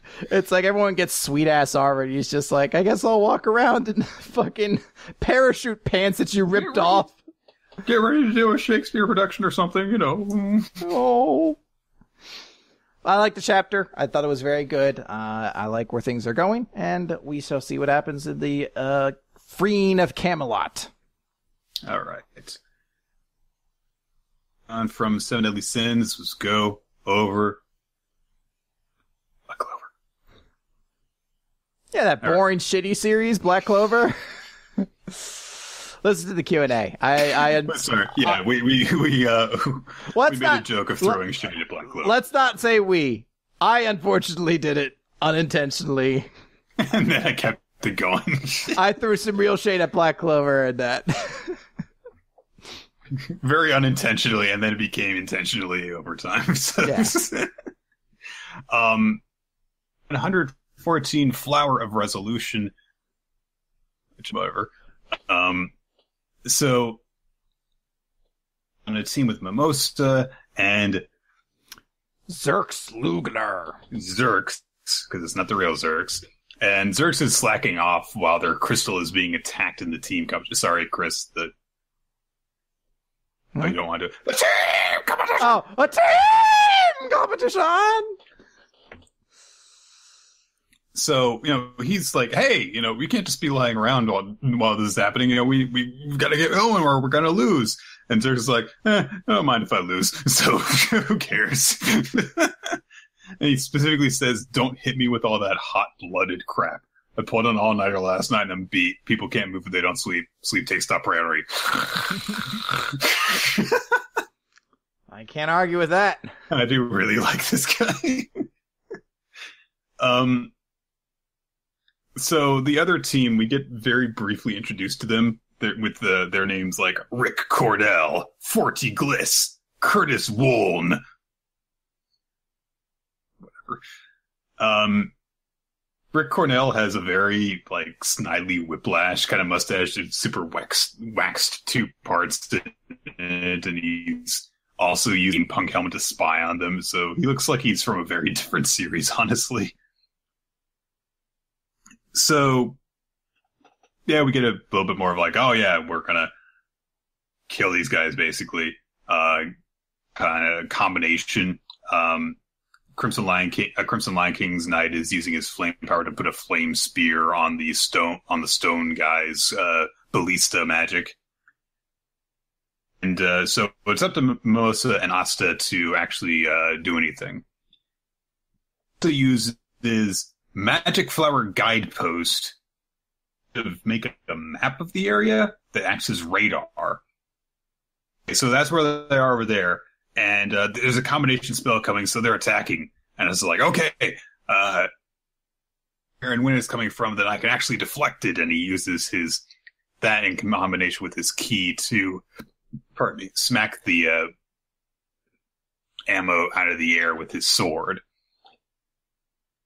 So they make a very hasty plan from this. And Mimosa's like, okay, we're down one member. Winning at this rate, so let's leave this guy here and just do this ourselves. I'll pinpoint the enemy positions and hold them down. You protect the crystal. The two of us will close in on their crystal and try to destroy it directly. That's all we can do. And so Asta makes the quick observation, oh, man, Mimosa's gotten a lot of battle experience since the last time. So they head off after it, and it's this bizarre but kind of cool thing with Asta in the front knocking waves of arrows out of the air while Mimosa's falling behind him, and they're just dragging the crystal with them as they go. So I kind of dig it, honestly.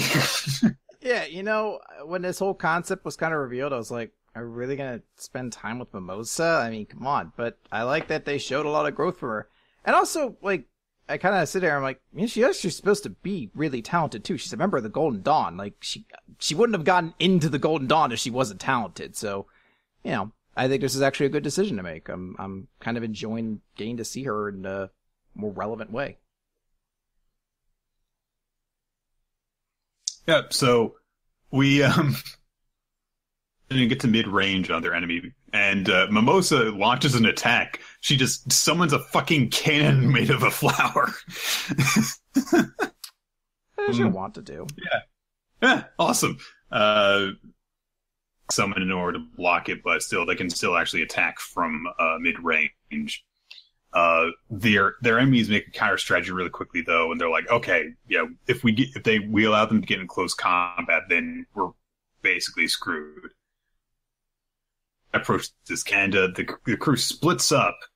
One of them with a giant ball of fire following them, and one of them with a ball of rock, and they're like, oh, they're split up, so is one of them's got to have the crystal with them, and Mimosa quickly uses her guidepost to read it, and she's like, okay, is over there, it's the left one.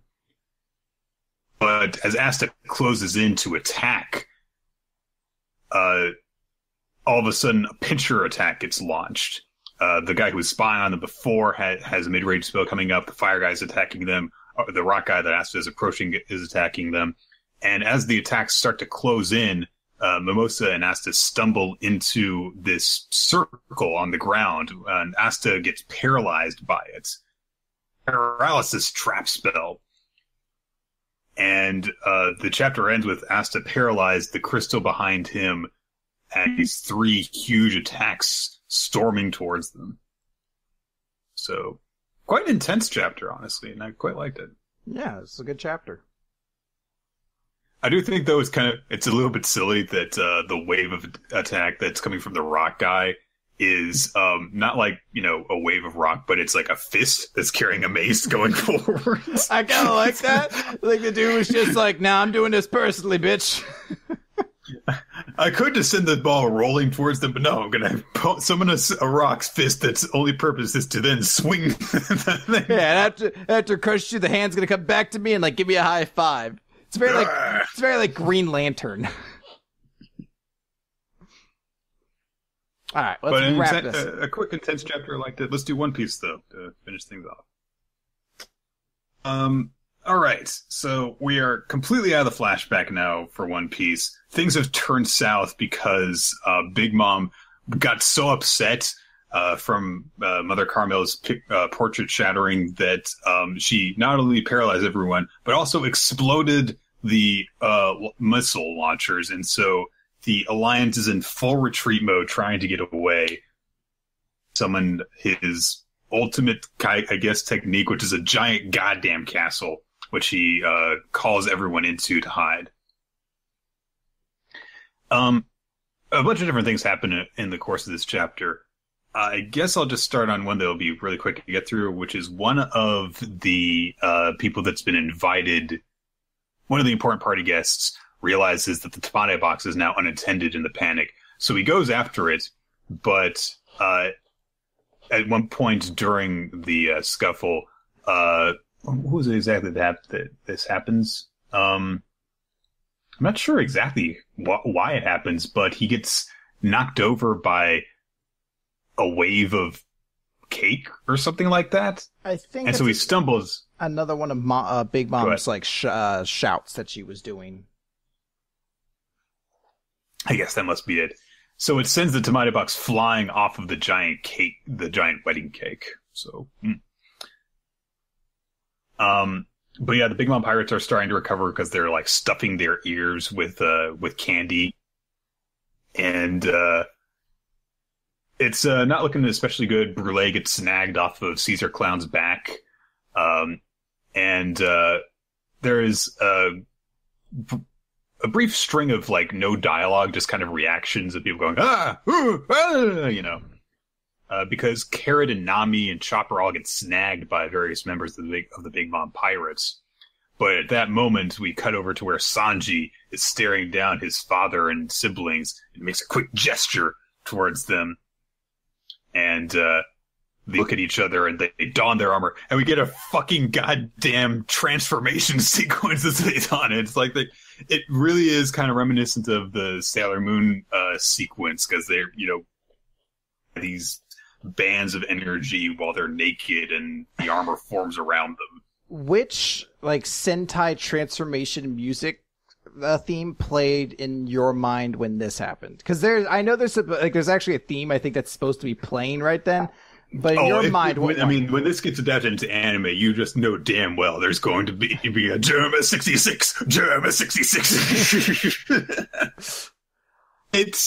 I don't know why I didn't expect this to happen, honestly, because there's 5 siblings. Like, well, they were modeled after Sentai people too. Like that was like their thing. When this happened, I was legit like, oh, of course. But they strike a freaking pose together. Their team name pops up in the panel. And each of them has attacks that have, like sparking red, electric blue. Of course, freaking, Reiju is the pink one because she's the girl. And they just take out the people who have grabbed the Straw Hats. Sanji catches Nami, she falls to the ground, and all of them manage to escape into the big fortress. So just, I don't know why I didn't think that this was going to happen. It did. I was like, this is amazing. You get to enjoy it then. I loved it.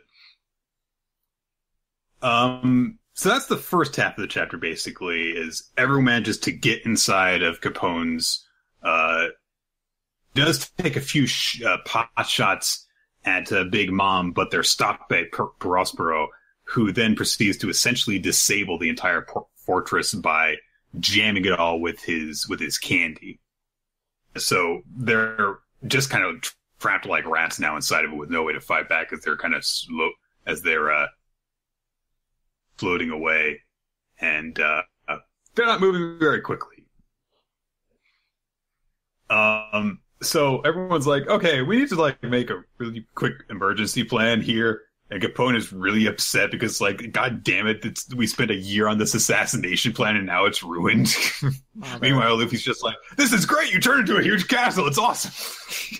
Gotta love Luffy in these situations. Shit's getting real and he's just like, you could turn into a big stone person, it's so sweet! It's like, okay, guys, we have to figure something out because this castle is me. So, it's strong, but it's not invincible. And if this castle gets destroyed, I die, the castle disappears, and you're going to be tossed out there and get killed by those monsters. And talking that happens here because we're all screwed. Caesar Khan says, hey, look, it's not my fault. Those launchers featured state-of-the-art, world-class, and Capone suddenly collapses in pain. As Big Mom has recovered enough that she is now directly outside of the castle, smashing into the walls of it, and he's experiencing the pain of it because it's an extension of his body. And this is basically where we leave off with Capone on the ground, clutching his bleeding head as his face is being smashed in, essentially, and Big Mom is saying, you betrayed me! Betrayal! Oh! Yeah, it's a decent chapter. I mean, it's decent, cool exciting to see everything's coming together. Mm-hmm. It looks as though what we had suspected all along, that they were going to get Sanji's family out of there and run the fuck away. Yeah. Basically, well, that's what it all came down to. Yeah, I think we'll have more to say maybe on a week when we have a bit more time at our leisure. Well, and also when things are a bit more plot eventful, I guess, because there was a lot of action in this chapter, but things didn't move too far from last week into this one. One said, "Hey, everyone, get inside my fortress." Is essentially the progression of it. One Piece is going to be off next week, so it's going to be a little while yet before we get to talk about this again. Oh, right. God damn it. Yep. I didn't notice it. Seems like it happens like once a month at this point, doesn't it? Yeah. What can you do? That's for this week, though. That's going to do it for Weekly Manga Recap. So, hey, everyone, thank you for joining us here on smashcast.tv/RoloT and twitch.tv/RoloT. We record the show normally Wednesdays at 7 p.m. Eastern Standard Time, though sometimes, like last week, we need to change plans. And to stay updated on that kind of stuff, you can follow us on Twitter. He is at RoloT, and I'm at YRollerOfTime. Our official podcast account is at WMR Podcast. and then you get all sorts of updates. You'll get to see exactly when bonus stuff drops, all kinds of stuff. So definitely give that one a follow. So check out our past episodes on weeklymangarecap.podbean.com, as well as youtube.com/weeklymangarecap, and on iTunes if you search for Weekly Manga Recap. And on all those, be sure to subscribe and comment, rate, and all that stuff so you can help us beat the woodworkers in the hobby section on iTunes. Us feedback, ask us questions, leave suggestions for future manga for us to read. Tomo-chan wa Honoko. In whatever comment section you're listening to, but also that stuff, because that is mostly how we keep track of everything. It's the best way for us to keep track of all that stuff. We can mangarecap@yahoo.com. Yes. Special thanks finally go out to our Patreon supporters. Your support allows us to create all sorts of bonus content for you guys to enjoy. We're going to be banging out a fair amount of it at the end of this week. We just did the Q&A episode, which I think dropped earlier today. Yes.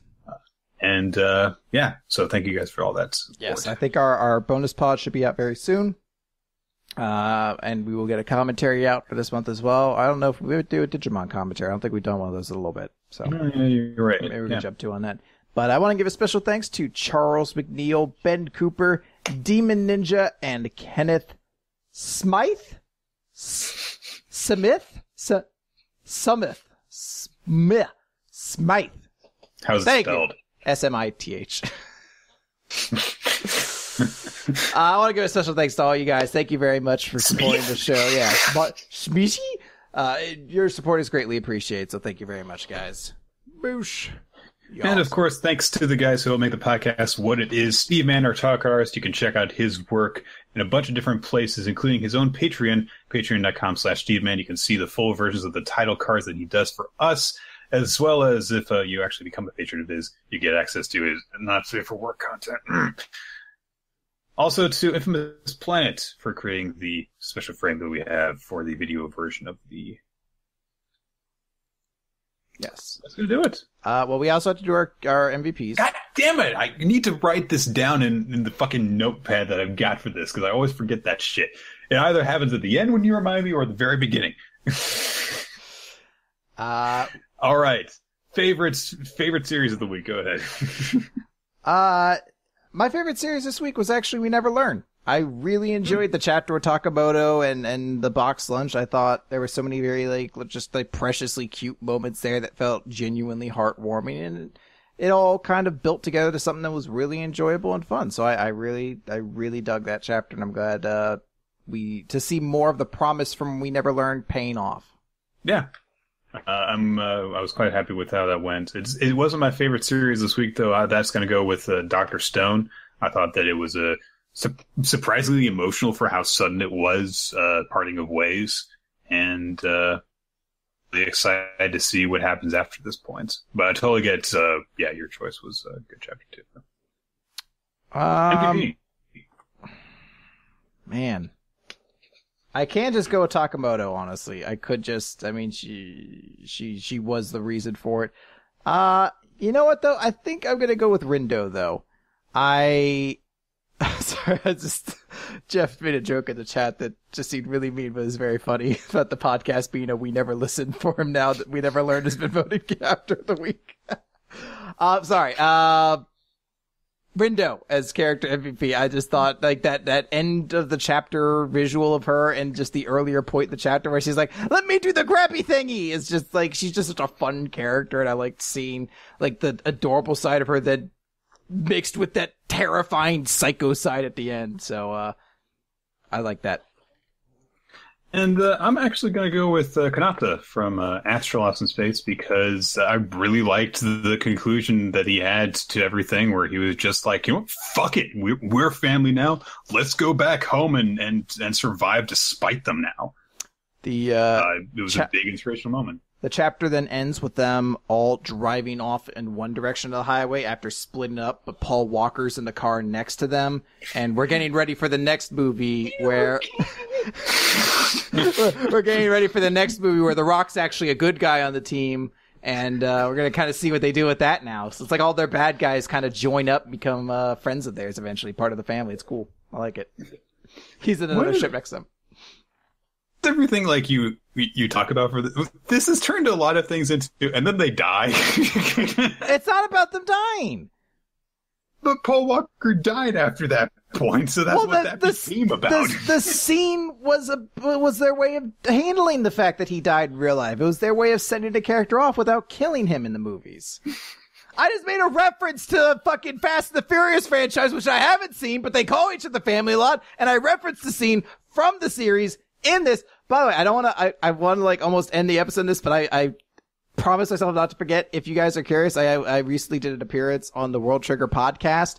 So if you are like me and you've been kind of hankering for more World Trigger to digest everything like that, go check out the World Trigger podcast. It's extremely fun. We gotta talk about a lot of topics on there. It's a great time. But the point is, Nick, I came up with the point in reference, and I'm tired of being misunderstood. Harump. Harump, I say. That's gonna do it, I think. All right. Let's end this on the most dreary, slowly depressing note possible. Is Jinder Mahal still WWE champion, Nick? Yes.